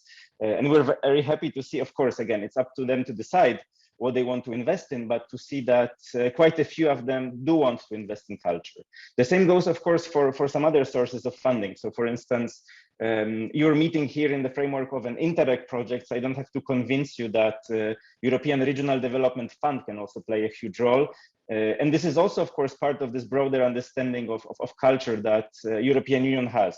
We define this as mainstreaming. We actually try to do everything to make sure that culture is reflected in different European Union policies, from research and innovation to local and regional development, through health, environment, and so on.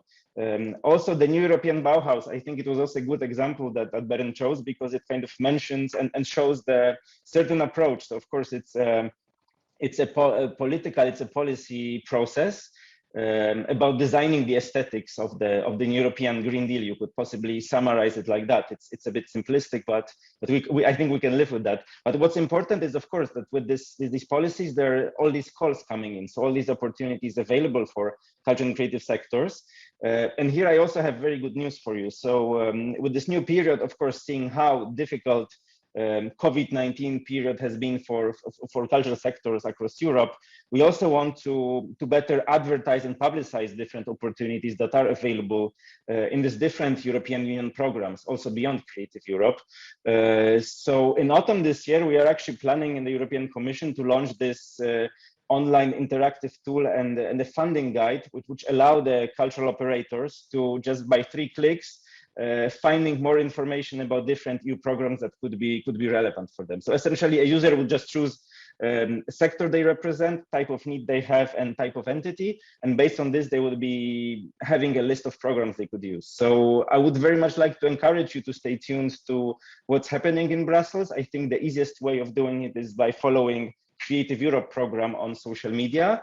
And yeah, as Ben said, like let's join this big European renaissance. And in this way, of course, the Commission is there to help you, but please keep in mind that you also have your regions and cities represented in Brussels. You have your members of the European Parliament.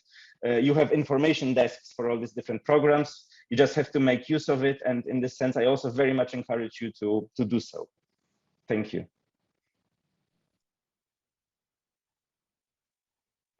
You are very close to the Voices of Culture, which is also a project that you run for the Goethe Institute, and you are an expert on European capitals of culture since years. So you know a lot of formats and examples for internationalization, working across borders in the cultural field and the creative industries. Could you name us a few examples what has worked especially well, and if you see also some trends in the next years when it comes to making this CCI more international? Thank you very much, Nico, and thank you very much for the invitation. I'd also like to say hello to the Creative Ports team for all your great work. I really admire that. Also, hello to all the guests who are there in Szczecin, where I unfortunately can't be with you, and also to everyone else online and to my colleagues. Yes, we don't have a lot of time, and I have so many examples, so I thought that given the circumstances, it would be better to focus on one thing. So I will focus on the European Capitals of Culture. As a best practice example, the European Commission flagship project in culture since 1985. So of course, not every city in Europe can be a European capital of culture and reap all the advantages there are, but also bidding cities have a lot of advantages that I will mention later on in my presentation. And I also think that the model that applies to European capitals of culture can be copied also in other cities and regions. So if a city decides to become a European capital of culture, it means usually that it has political backing, one of the key ingredients in making anything happen in regional areas in the first place. Because with a political commitment also comes the finances and the human resources to actually focus on how to develop and foster culture and the creative sector. So usually when a city decides to run, they will bring in experts from the outside, which is an essential element, because most cities and regions don't have the knowledge required to get a city to the level where it will be able to qualify as a European capital of culture. So they bring with them a lot of know-how. They bring with them the good ones, that is. There are also maybe not so good consultants, but the good consultants, and there are many of them, bring in the know-how and the networks that are extremely helpful for the cities. And so what I have experienced in the many years that I've worked with European capitals of culture is how very, very fast the stakeholders of a bidding city learn how to apply all the new tools that they get with the new knowledge, and you know, how they're able to engage with partners both regionally and internationally.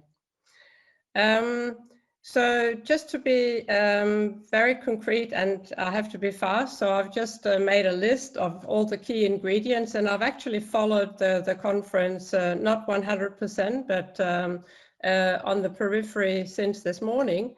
And there will be a lot of advice that you have already been acquainted to during the conference, and also recommendations to cities and regions wishing to boost their internationalization. I already mentioned the political priority as extremely important, the finances that come with a decision to want to be a European capital of culture. It is building a platform. It's actually putting a focus on this very topic, and having human resources to apply their time and their efforts to work on this.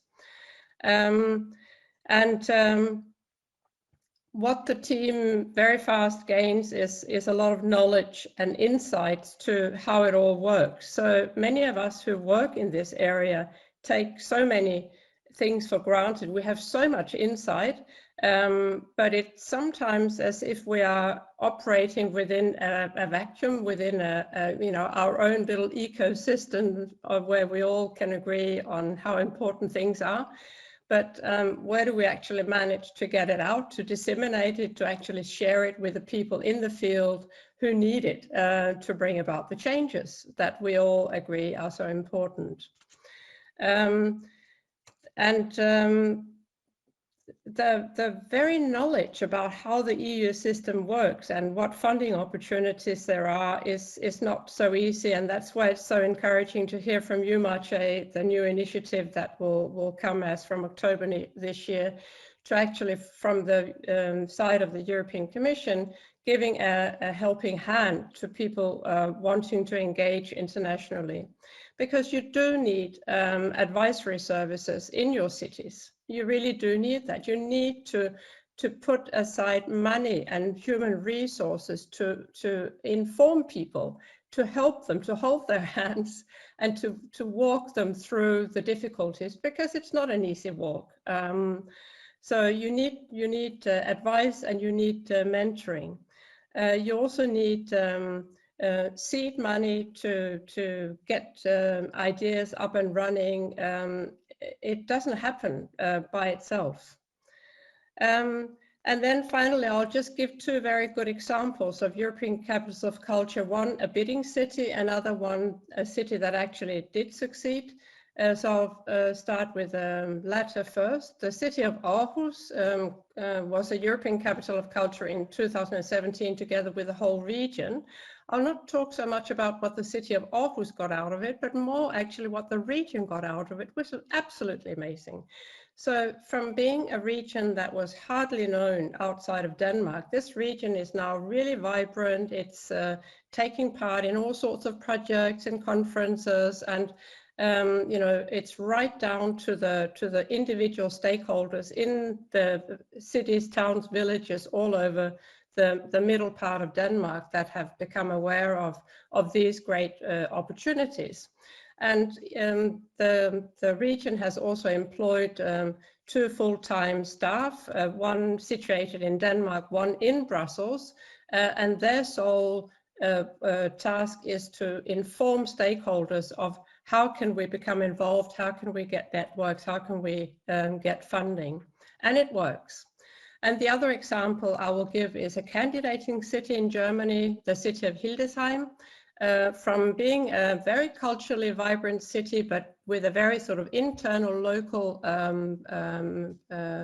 perspective, suddenly now has risen and become a city very, very involved internationally as well, and the whole creative sector also becoming aware of the potentials. And I really do hope that that city will keep up the momentum for the future. So I think I better stop here because we are more speakers in the line of experts today. Thank you, Elsa. That really resonates also with me personally. As you know, I was also co-writing a bit for European Capital of Culture in the last years, and I can really say that even if you don't win the title, it's a great success and definitely worthwhile also for the creative industries to really think about spaces, production sites being more competitive, visible as a city or a region. Now, Rasmus, we have been talking about the public funding opportunities, the big program, and there's huge funding to have. Coming from a business side, what would be your recommendation here? How does a business reconcile these public funding and the private sector logic it naturally has to have?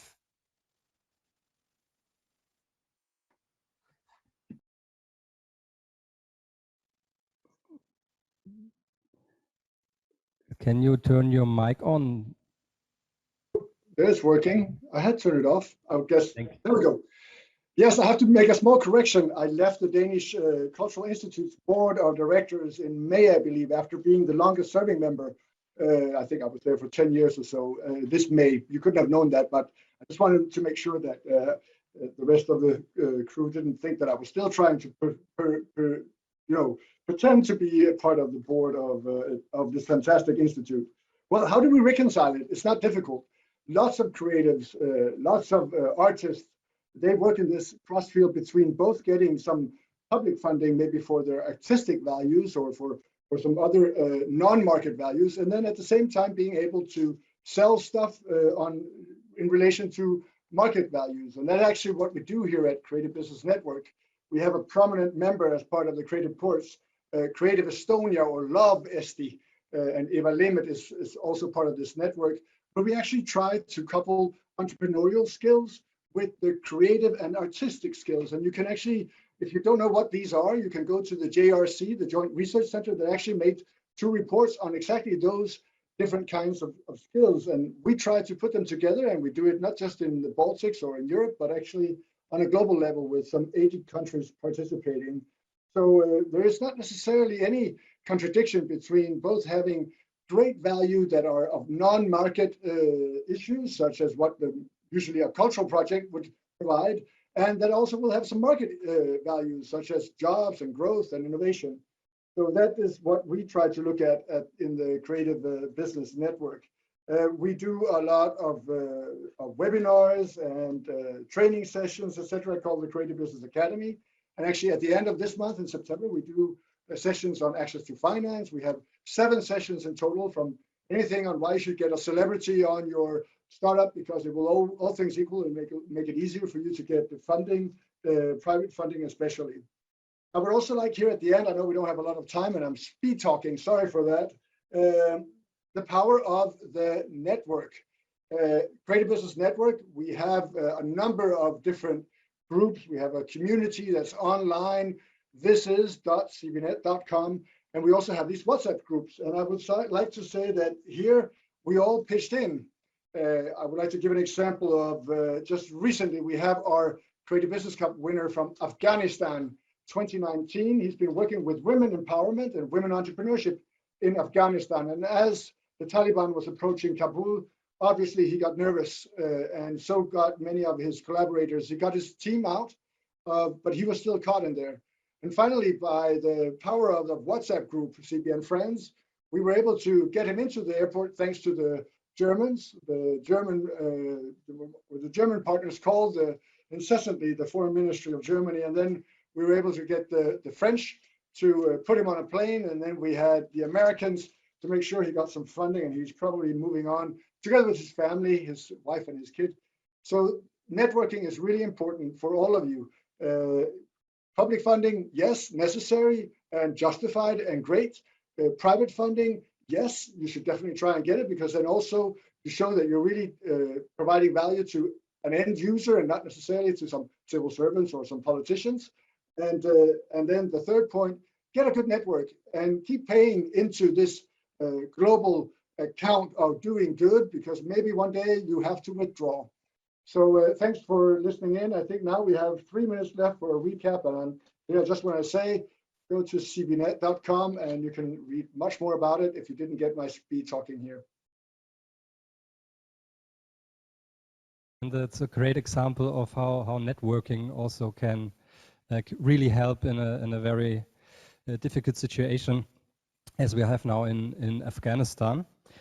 We have 3 minutes left, and I would like to use that with Bernd. You as the director of the European Creative Business Network, now knowing all these big programs that are coming up, and you are very much involved also in the knowledge innovation community application, as we know, what would you say is the most important issue we need to tackle in the creative industries when it comes to internationalization, and maybe also with a little bit thinking about the Baltic Sea region with its many countries and smaller countries? Yeah, thank you so much. I think in terms of internationalization, you always have to accept it, that you're entering, a new culture, a new market, and thus also a new ecosystem. And most important, I think, are intercultural skills, a really will to endure a longer phase of development and economic difficulty. Not all success is quick, so be ready, to get up again and to try it again. So you need resources for a second try, and not just for one quick success in the field of internationalization. I think it's important to have partners in the new culture and market you go to, like soft landing points, or something like the Goethe Institute has with all its, offices and libraries and spots around the world. But also film and music sectors have established this, and I think the architecture field as well. There have been other programs of internationalization where you create, for example, fashion markets or other events in the other field. So I think building those bridges with partners on the other side is the third element we have to look to. And last but not least, if you talk of internationalization, we also have to talk about the freedom of expression. I think we have to really see that Europe has a very valuable identity with the diversity and the freedom of expression we have here in Europe. And going international, that is something we should uphold and have to defend as well. As we know, just Rasmus cited Afghanistan. This is not self-sufficient. This needs our conscious support. Thank you, Bernd. Okay, we have gotten a lot of impulses from you. Thank you very much. I know that the Polish European Capital of Culture will be in 2028, if I'm not mistaken, or 7. Else, you know it? Some year like that. So maybe Szczecin, I really like the city. Maybe you think about running. It's worth it. And thank you very much for this.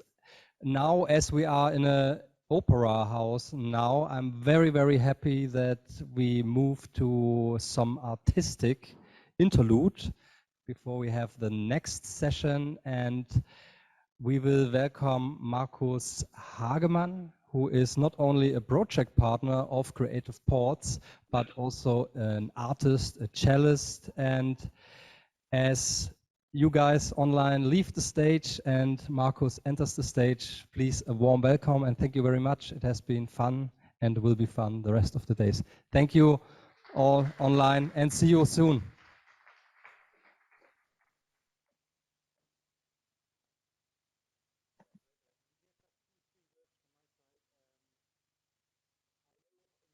Years within Creative Ports project, there has many times been the rumor that I'm a cellist, and I thought it's the last chance to maybe make it come true that you believe it. It's not a joke, I'm a cellist. And at the same time, I think it's also kind of internationalization tool. I think music is a strong internationalization tool. It brings people together and keeps a little bit the head out of the place and more touches, hopefully, the stomach or goes through the stomach. I decided spontaneously to split it up, be a bit spontaneous. We do 2 slots of music, not 10 minutes, 2 times a little bit less. So we split it up. as well as I thought, hey, let's go for the full risk. I'm going to improvise. I think I'm going to let myself inspire. But who we are today, where we are today, I think that's also strong influence music can have and should have. So I'll start just with a free improvisation. Let's see what happens. I hope I'm not going to lose the time too much, but I try to keep.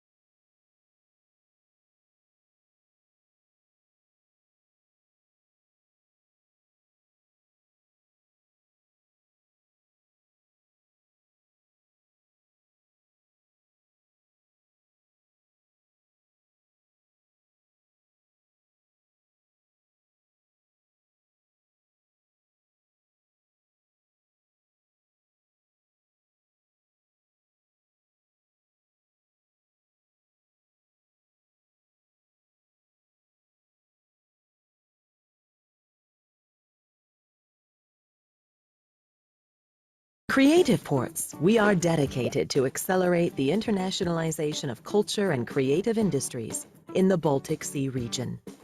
As one of the key pillars in our strategy, we've set up the CCI Contact Desk.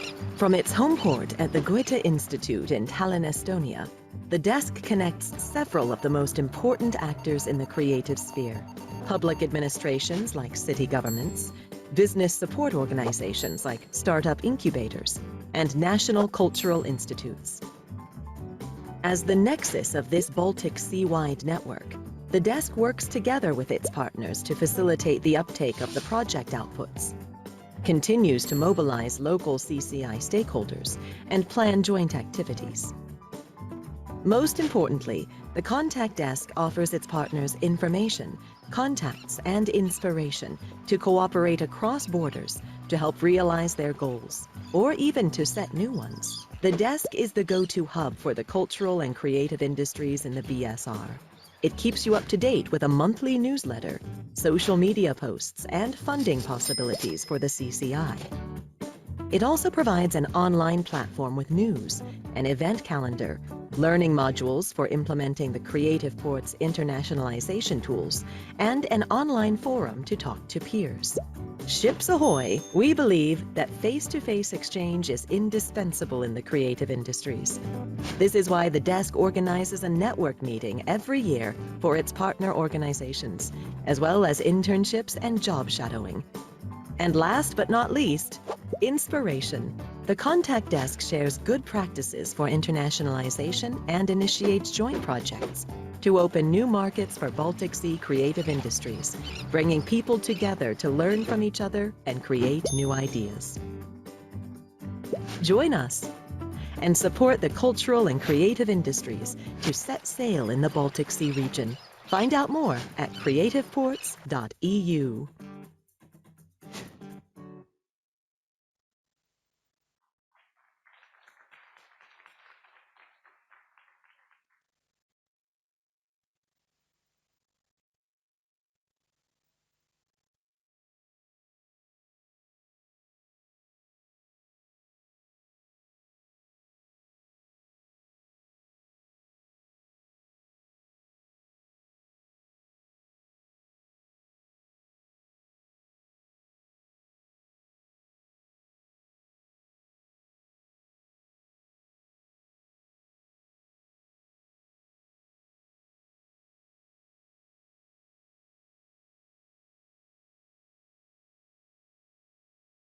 Presenting tandems and give you a very short overview of the tandems. And during the Creative Ports project, we have been running the secretariat. Now it's known as the CCI Contact Desk. And one of the major parts has been the tandems. And our responsibility at the Danish Cultural Institute, we together with Olaf and also Simon, we have been trying to establish these tandems and kind of start them running. Very briefly, the tandems consist of two types of stakeholders. One of them is national cultural institutes, including unique members. Also, in one of the cases, in one of the tandems, it's also embassies. And then the second type, so to say, is CCI support organizations like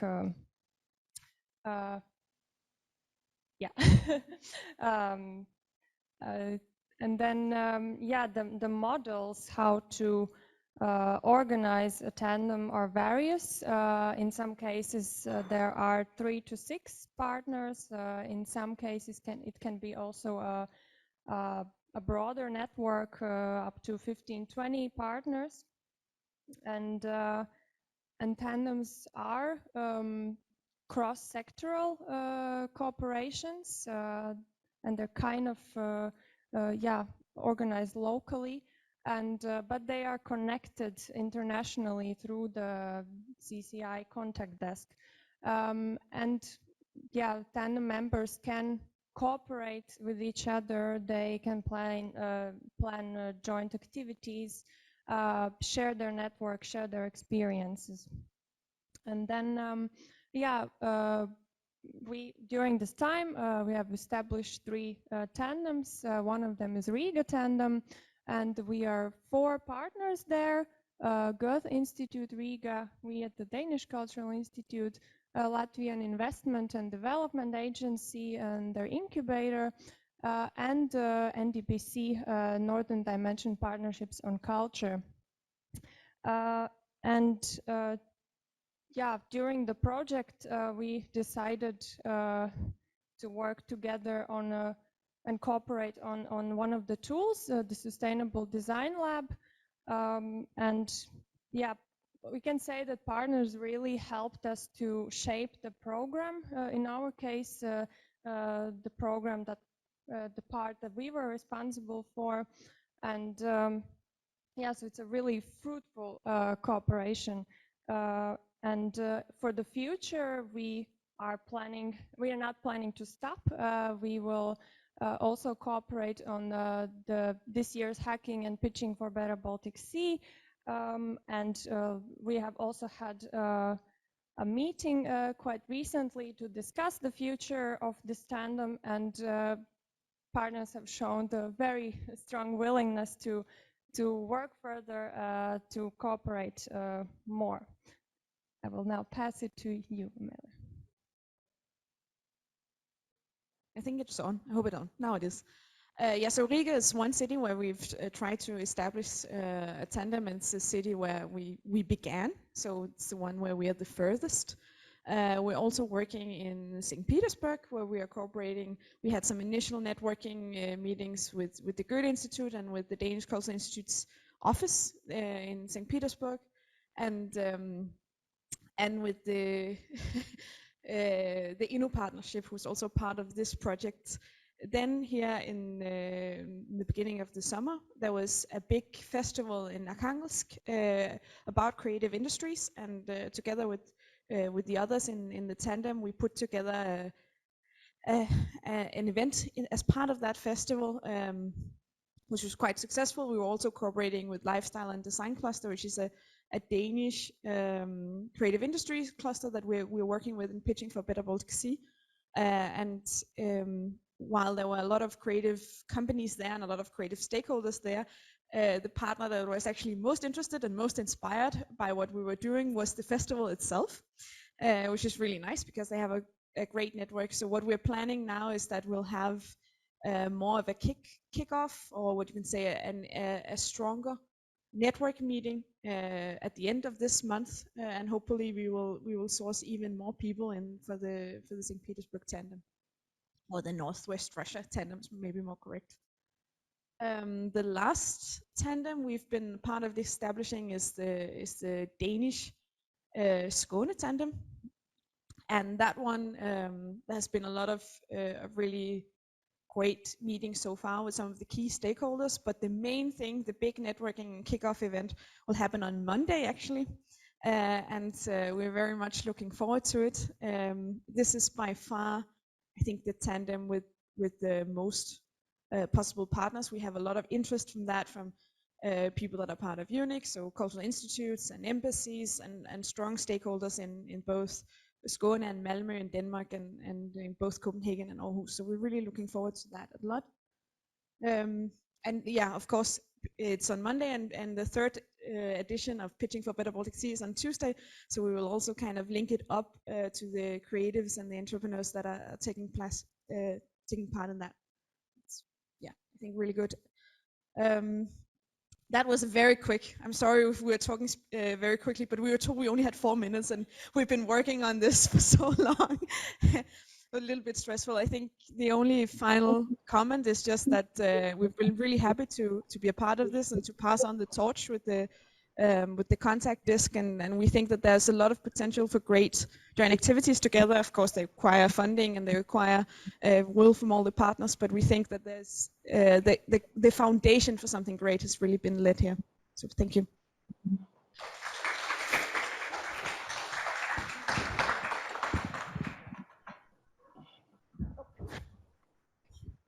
Sorry. Huh? Yeah.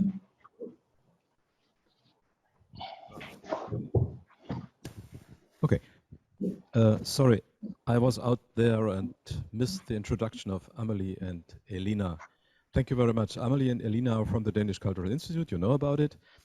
We are talking in this session 3 about the future, going into the future partnership. What does the partnership do into the future? How to keep together? You saw this introduction animation about the CCI contact desk that will be located in Tallinn. Very important for this are the tandems that were just explained very well by my both colleagues from the Danish Cultural Institute. And now we will have a short introduction from our colleague in Tallinn, Ulrich Ribbert, regarding the CCI contact desk. Yeah, thank you, Ralph. Hello, everybody. A wonderful good afternoon. Greetings to all of you from Tallinn. And thank you very much for the opportunity to talk briefly about the CCI contact desk.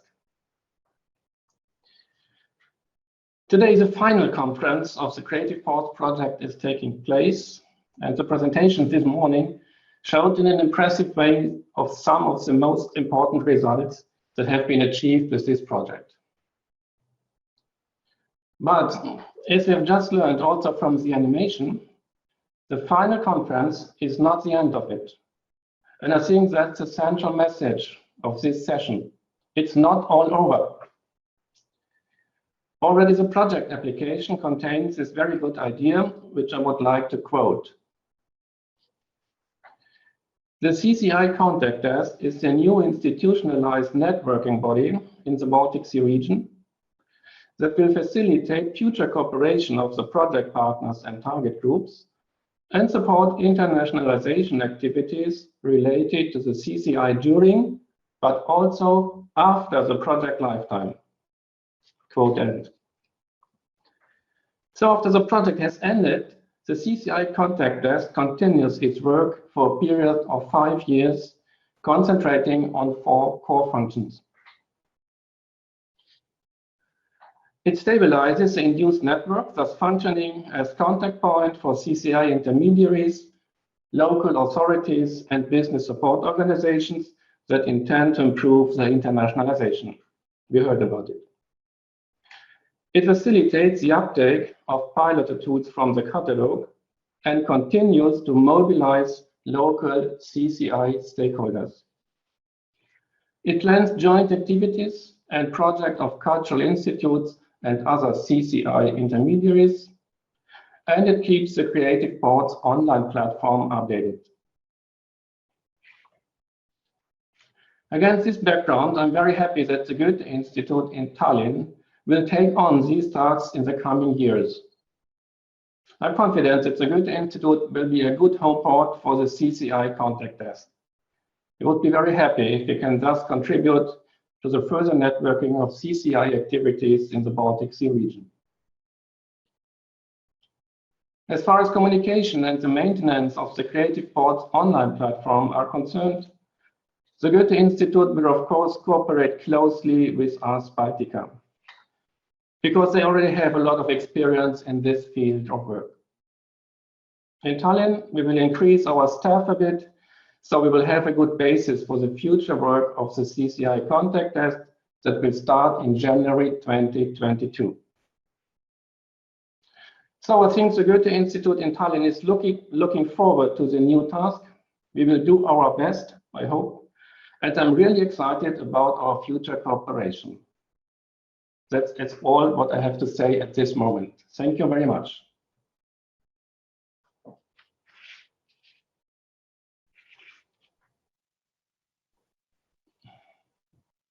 Urlik, now, ladies and gentlemen, is the time for another panel discussion, which is about the future of the partnership. I would like to invite here on the stage Martin Törnqvist from Media Evolution from Sweden. He will be, of course, the moderator. Martin, please. Thank you very much. And I actually want to take the opportunity to ask Marcus to come back for another short cello session. This is the encore.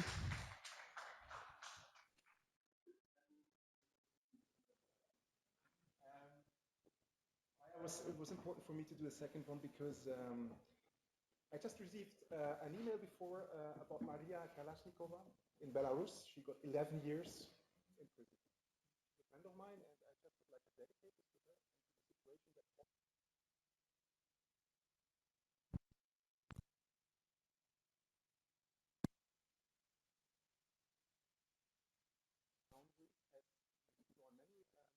presentation as well between the countries that our minds are free and that we are free to.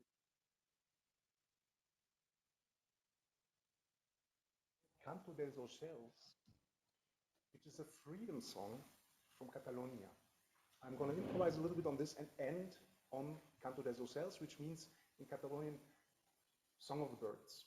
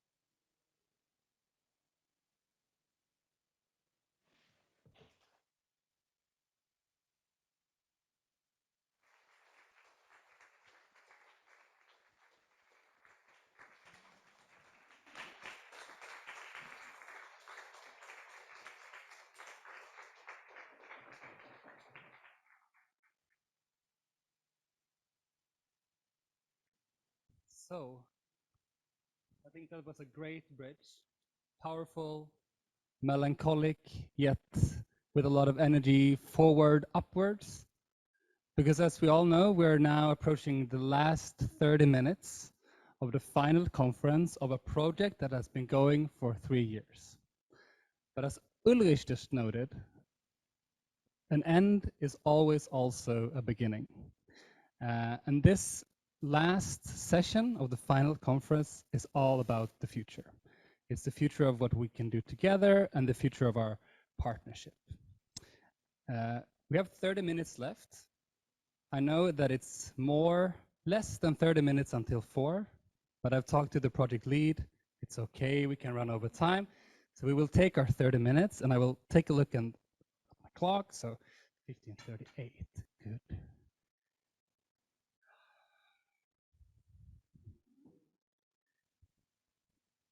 So this session is divided in two.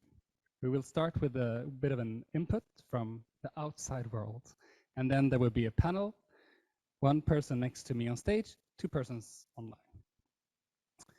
And the panel will ask the question about what the future of our partnership, how that looks, and also how we can sort of think about partnership when we might operate on different levels as organizations. We're all sort of different birds in this room, but somehow we manage to collaborate anyways. And I'm super curious to sort of get into the details of how we can think about that going forward. But to kick us off, I have the privilege to hand over to a speaker who is dialing in from Munich, Germany. His name is Johannes Ebert. He is the Secretary General and the Chairman of the Board of the Goethe Institute. And he will give us a peek into what the fascinating and somehow powerful German Cultural Institute has in its pipeline. So I hope now that we have Mr. Johannes Ebert with us, and if not, nope, absolutely not. Maybe soon. He's here. Good. Johannes, can you hear me? Yes. Can you hear me? Yes, we do. Ah, wonderful. Your 10 minutes start now, and I want you to enjoy this moment, and please, the stage is yours. Thank you very much, Martin. I mean, this is the most challenging format, the hybrid format, where parts of the discussion are sitting live in the room, and parts like me are from only virtually. But nevertheless, I'm very happy to be with you in Szczecin, in West Pomerania, though virtually. I was very touched when I heard my colleagues from the Danish Institute, because I myself worked in Riga for 1 year in the 90s, and I was responsible also for the Goethe Institute in St. Petersburg, working 5 years in the Goethe Institute in Moscow. And actually, I'm planning to go to St. Petersburg in November, and maybe there would be an opportunity to have a coffee together with the northwestern Russian territory tandem, about which I learned today. Not only because of my personal connection, Creative Ports is a landmark project for the Goethe Institute, and I also think for the cultural and creative industry in Europe. From the beginning, I was included in the discussion because also for the Goethe Institute, it was a new experience to create such a network and with so many partners in the Baltic states in the north of Europe. And I'm enthralled by the results of this cooperation across national, institutional, and sectoral boundaries. Actually, this is why, because we like this project and its progress so much, that we also found some funding and some motivation for the culture and creative industries contact desk at the Goethe Institute in Tallinn. Because very often these projects, although they are important, stop when the project time is over. But with this project, we have this desk, and Ulrich Rippert showed a little bit what are its tasks. We have this desk, but in the preparation of this panel, I also went through this very interesting study supporting the internationalization of the cultural and creative industries in the Baltic Sea region, which gives a lot of impulse for the future development of the creative industries in the Baltic country. I think this shows that this project has very well and that we are ready to go together into the future. In general, the Goethe Institute's activities in supporting the cultural and creative industries rests on 3 pillars. We engage in capacity building, such as incubation and mentorship programs for cultural entrepreneurs, for designers, game developers, and music producers, for example. This is a field where we are very much active in countries of the global south, such as Lebanon, Iraq, Senegal, or Kenya. Secondly, we provide cultural infrastructure, such as co-working spaces, cultural hubs, and production sites for creatives in cities like Nancy, France, Johannesburg, South Africa, and others.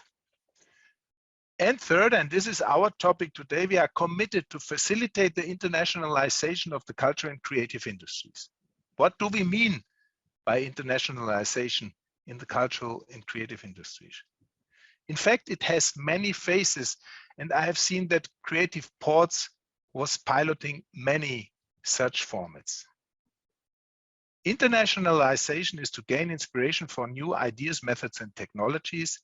Internationalization is network building, and I was very happy to hear that the tandem is not 2 like tandems normally are, but it's a small network in the big networks of many actors. It is receiving information about new markets and soft landing opportunities. Internationalization is enhancing brand visibility and showcasing of creative products and services. But why is this international exchange so important? And as you imagine, the Goethe Institute is very deep in the international cultural exchange all over the world. Cultural and creative industries are essential for the future of Europe. We need to exchange cultural goods, share new ideas, and cooperate across borders in order for Europe to thrive. We need to understand each other and learn from each other.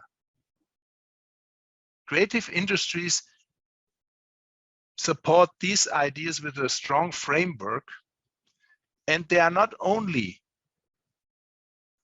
and it's not only about economy, which is very important, but it's also creating a frame for content that is reflecting our societies and values. I think that European countries can learn especially well from the countries in the Baltic region. After all, the creative industries in countries like Estonia, Finland, and Sweden contribute much more to the total economy than in most other European countries. As the previous panels demonstrated so well, there are huge opportunities for the European creative industries in the coming years. The new knowledge and innovation community, KIC, and I think Bernd Fesel is also participating in the conference, launched by the European Institute for Innovation and Technology next year, is such an opportunity for innovation. The new European Bauhaus initiative that will connect the European Green Deal to culture and urban development, this is another opportunity. We as the Goethe Institute are very much engaged in those initiatives because we believe that there are opportunities for cultural exchange in Europe, and they come at the right time. After all, there are huge challenges for the cultural and creative industries, which a study on cultural and creative sectors in post-COVID-19 Europe that the Goethe Institute Brussels was compiling for the European Parliament has highlighted very well. Firstly, due to the pandemic, many sectors of the CCI have seen dramatic declines in their turnover. The cultural sectors must therefore benefit from the European Recovery Fund. Secondly, we need to ensure a fair working system for the creative industries in Europe as the sectors are fragmented and working conditions are often precarious. And thirdly, we need to support the CCI as an integral part of innovative and cohesive society in Europe. Therefore, with the CCI Contact Desk in Tallinn, we will connect those upcoming initiatives with the established partnerships of Creative Ports. Creative Ports, for me, is really a laboratory for the future of the CCI in Europe. Before I end, let me give one example what I mean with that. I talked about this tandem format, which I think is especially promising because it's about cooperation. And I think CCI is about cooperation. Tandems bring together cultural institutes, CCI support institutions, and city governments and administration.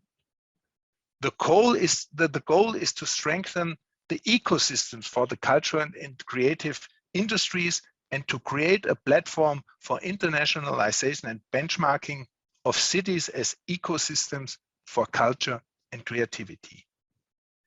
The experiences from the European Capital of Culture initiative that Else Christensen-Recepowitz has pointed to are especially valuable in this regard. This is why during the next months, the Goethe Institutes in the Baltic Sea region will intensify their contacts to the mentioned partners to work out common interests and synergies. There is a lot to do, but there's a good foundation stemming from the last few years. And there's a lot at stake for Europe and the CCI in the upcoming years. Creative Ports has created a lot of momentum, which is wind in the sails of creative industries in Europe. Let us use this momentum as tried and tested partners and sail into the future together. Thank you very much.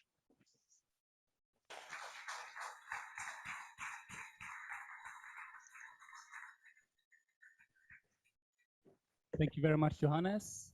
And I now want to ask the two other panelists, Nele Plutos, come to the stage, and I hope that we have Wojciech Dorczykiewski with us online as well. Very close.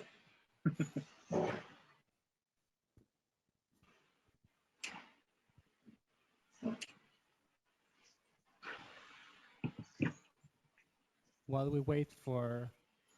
Oh, hey, Wojciech. Good to see you. Can you hear us? Nice to meet you. Yes, I hear you. And we hear you as well. Welcome to the panel. And so now we're going into the second phase of the two that I just mentioned for this last session of the final conference. And with me on this panel, I have Nele Plutos. She's the product manager at Tallinn Creative Incubator. In this conversation, she will represent the perspective of business support organizations. We also have Johannes Ebert. He's still with us, and he, of course, will represent the perspective of a cultural institute. And then our third member of the panel is, now let's see if I can get it right this time, Wojciech Dorczykiewicz. Close. Wojciech. Wojciech. Sorry. And again, thank you so much for sort of letting us be in your beautiful city and hosting us here. And also to the colleagues in the West Pomerania region that has been organizing all of this. Thank you so much. But Wojciech, you're a member of the regional parliament in West Pomerania, and you are also on the board for the Baltic Sea State Sub-Regional Cooperation. And for this panel, you will represent the perspective of politics and policy making. But I would like to start with a question to you, Nele. And that is a question about, because you've been a part of the Creative Ports, you've been in this project for 3 years, and you've been working closely with the companies in the creative industries.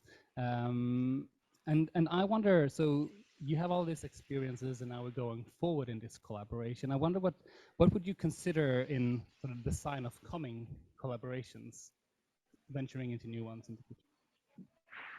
So I mean, what do I see as a sign of in the?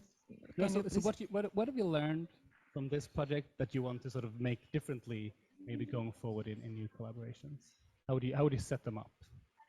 Okay. When I think about this collaboration, then I can really see that you have brought together really many different organizations, as we have here business support organizations, public institutions, and also cultural organizations. So we are all part of one big system, and I really have understood that if you, let's say, want to make something big and something new, then you in a way need the whole system to move forward. And this actually requires a lot of networking between the different intermediaries and organizations for this to happen. And it doesn't always go really fast because we are all working with really, really broad topics, but it goes slowly, and therefore probably it can go much longer way because of that, as we are all representing big areas. Yeah, and can I'm gonna ask a follow-up question already now. So what could sort of speed that process up? What could sort of make a more sort of fruitful collaboration? I mean, not among this group, but if you would sort of just set up a new tandem in a new direction, how would you build that? Well, when I think about how companies are doing collaboration or how they are getting into partnerships, then from my learnings with companies, I would say first you really need trust. You can't really work with someone, you can't really move forward if you do not have this trust. And this is the reason why, let's say, companies or organizations really much invest in networking, in meeting with each other and getting to know each other. For example, when I was working with companies who went abroad, then what I often saw was that someone who is just going abroad is saying like, oh, I had this great meeting with this potential cooperation partner, and he or she said, such a great products, we would love to work with you, but now I haven't heard from him or her for a week or two, and it seems that nothing is going to happen, so I will leave it there. But that actually is not like as it actually is. It means actually that you have to put this time, you have to put this effort to develop the trust, to develop the partnership and the relationship. And I think this is something that we have created here during the Creative Boards project. So we actually know each other quite well, we understand what we are doing, and that definitely moves us forward. Secondly, definitely for those good partnerships, you need common goals. So everybody has to win something from the cooperation, and I think this is something we have also worked on. We have understood more and more what are our goals and what our organizations are doing, and this helps us to identify those good projects, organization, or future projects and collaboration points. We need common values, we have them, and definitely you always need that different partners would have something new to put on the table, because the whole point of collaboration is that we actually give something that the other one doesn't have, and we get something that we don't have, so that it could be bigger than we would do alone. Yep, great. And I'm now looking at you, Johannes. Yeah. And so when I think about the business support organizations, I think that they are closer to companies and maybe work a little bit more sort of the day-to-day of the operations of those companies in the cultural industries. And then when we think about a cultural institute, at least in my mind, you might work on maybe a little bit sort of longer terms. So I have two questions to you. One is what time scale you sort of operate on, and then the other one is more in relationship to what you seek, who you want to sort of collaborate with going forward. I mean, for the time perspective, I open two perspectives. The short perspective is 1 year, because we have a 1 year budget. But the long perspective, of course, and I make a very long perspective and come a little bit back to what Nele said. Cultural exchange has changed very much. From a presentation of a nation, it has changed to a mode of cooperation, of networking, of working together and finding new solutions to global questions through art, through culture, through creativity. And I think this is where we meet with the business partners, because creative industry partners, they also work in networks, or if they don't do it yet enough, they have to do it more, and they work in corporations. And as you can see from the Goethe Institute, but also from our partners in this project, the Danish Cultural Institute, we are networks in the Baltic region. In every Baltic state, we have a Goethe Institute. I know very well the active Danish institutes in St. Petersburg and in Riga. And this network we can offer in this cooperation.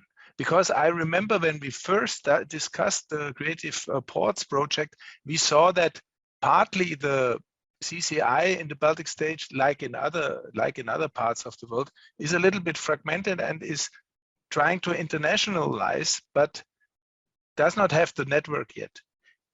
In some cases they have, but in some not. So I think Creative Ports, by the structure of having a network like the Danish Institute, like the Goethe Institute, like the Swedish Institute, we can combine our forces, because what we can learn is how to react very fast.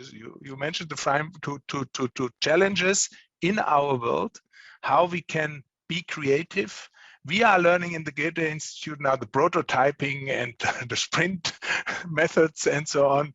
And so I think we also can learn a little bit as an institution from this cooperation of these three partners. And so we are also a little bit egoistic in this project, because we think not only the others can learn from us, but we can learn from the others. And of course, cities are very important partners in these projects, because they define the framework of what is going on for the creative industries. Last word, trust. Trust is important for everybody.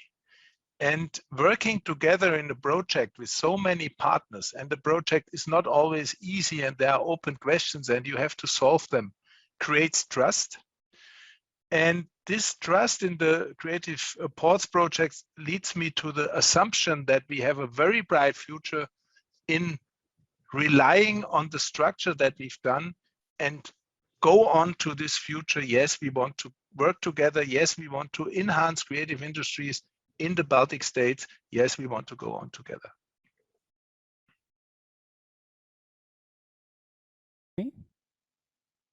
I could not hear what you said right now. Okay. Wojciech, can you hear me? And you're muted. Yes, I hear you. Good. I hear you very well. And so I want to ask you a question.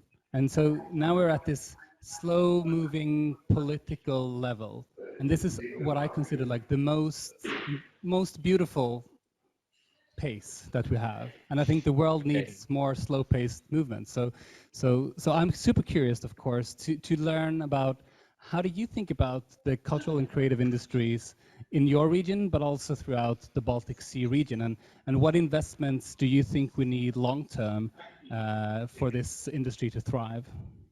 Okay, thank you for invitation, because this topic is very important for me and for my region. Partnership and cooperation is for our countries and regions the most important, because we are stronger when we cooperate and we can compete with bigger players. My region is involved in many partnerships. For example, we take presidency in BCCC. We are member in a Southern Baltic Sea Region Parliamentary Forum, and our position on map determines our strategic ways. And this is the reason why we are in organization which focus on Baltic Sea and Baltic regions problem. The creative and cultural industries play a very important role in our development, job creation, and development of innovation.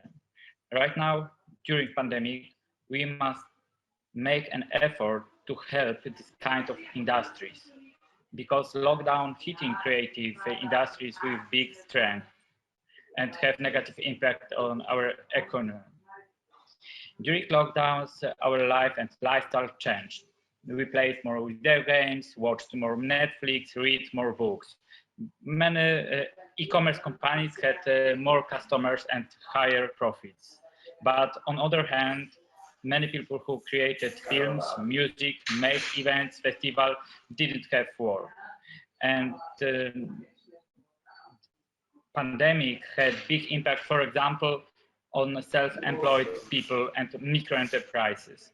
I said that we must make an effort to help these companies because reconstruction of this branch is very difficult and very time-consuming. Next year will be tough for creative and cultural industries because of long-term consequences of the economic crisis. Companies will have weaker access to public and private funds. People will reduce their spending on higher order goods because their financial situation is worse before a pandemic. We cannot allow the degradation of the cultural and creative sector. We must support this sector and create mechanisms to maintain the potential of culture jobs and maintain relation with the cultural participants. It is critical to ensure good communication and support from the administration. And I think that this is the most important, and this is my answer for your question. I hear a strong commitment from sort of the political side of the spectrum in the creative industries for the Baltic regions and also for this region in particular. Nela, what are you doing after this conference? How do you go ahead and create some magic in the tandems, for example?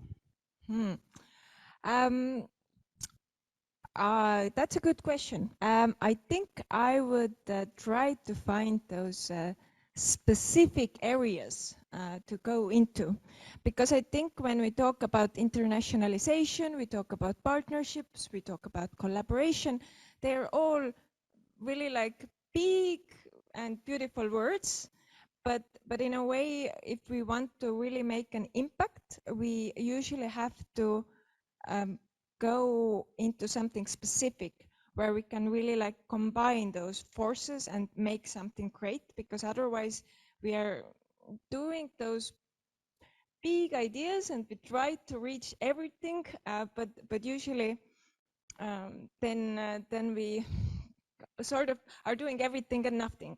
So I if you ask what I would do now after this conference is over, then I would definitely more and more think about the specific areas, specific pilots. One really positive experience which I had in Creative Boards project was the pilot Expert Speed Mentoring, which actually I came up with. I was really happy that we had 4 partners who joined with the idea. And I also have here Margaret, my colleague, who was in the pilot. And what we did was that we had an idea of making an event where we would take 5 designers from each country and also 5 mentors from each country. And we would make an event where one designer has a chance to meet with mentors from 3 different countries, and they would all give individual feedback about whether or not they should enter this specific market and how should they do it. So this designer had a chance to actually get the individual feedback about really many different things during one event, and I think it was really good.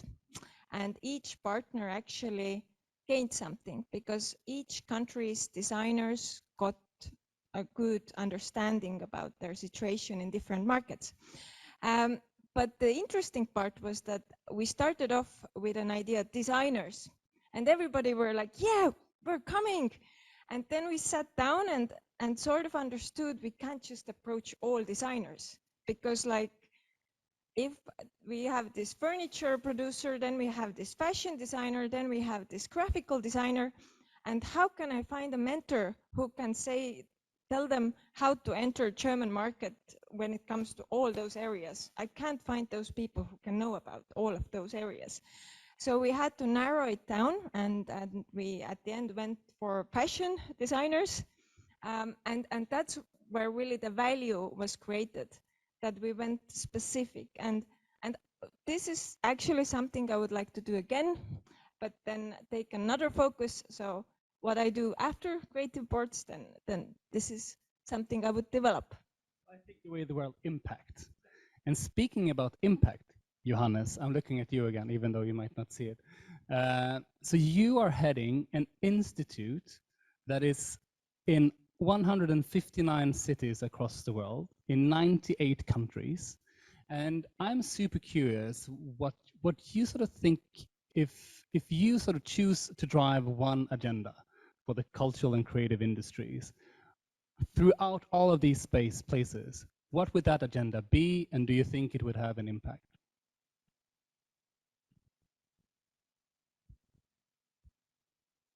You're muted.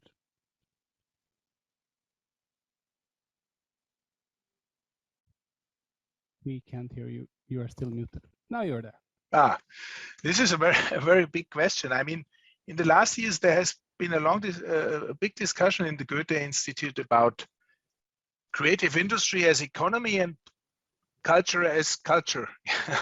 and I think we succeeded, and this was important for me because I think creative industry is so important to create the framework for cultural development that it's accepted in my institution that this is an important step. My job is to create a framework for all these topics. And what we, for example, we reached in summer the PACA status in the EU. That means we are privileged to apply for programs, for example, in cultural industries.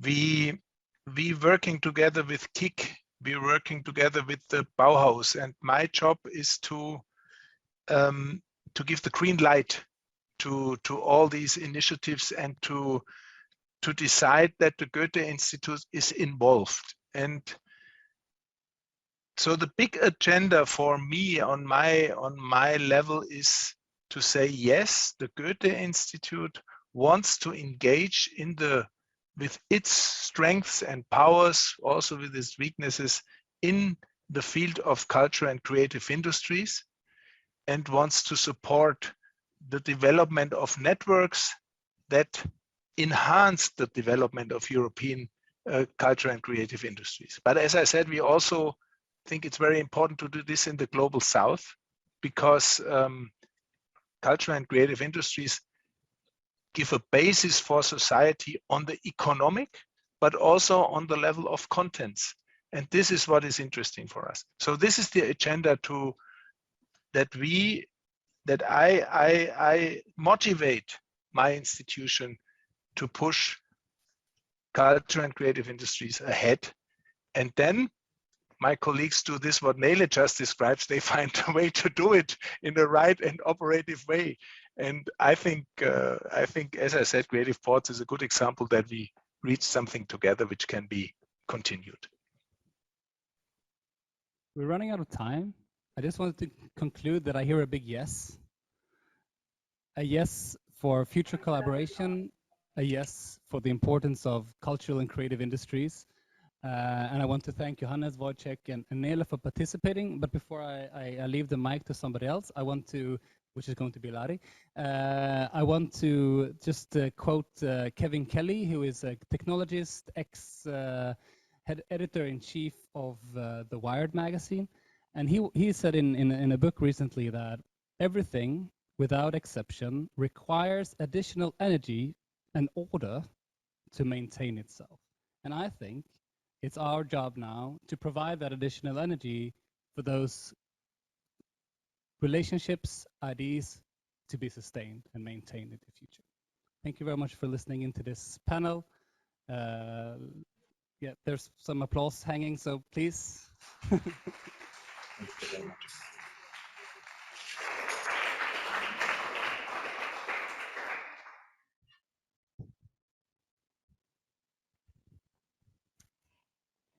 Yes, thank you. Thank you, Martin. Thank you to the panelists. And I feel energized, even if it was a long day and with a lot of input.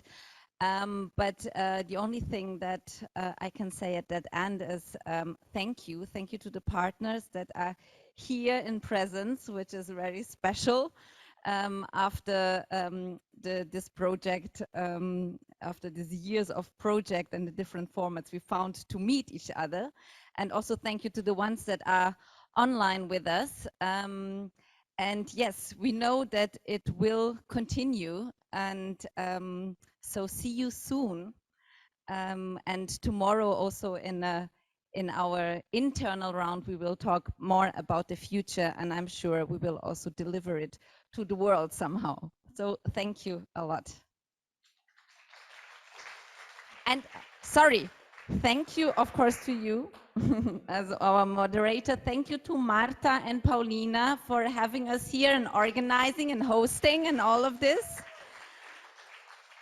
And thank you so much. And I want also to thank my team, Ralf, Larry, and also, of course, Lars and Hunter from Remso for this, years of experience together to find out what creative ports can be and is at the end and will also be in the future. Thank you so much.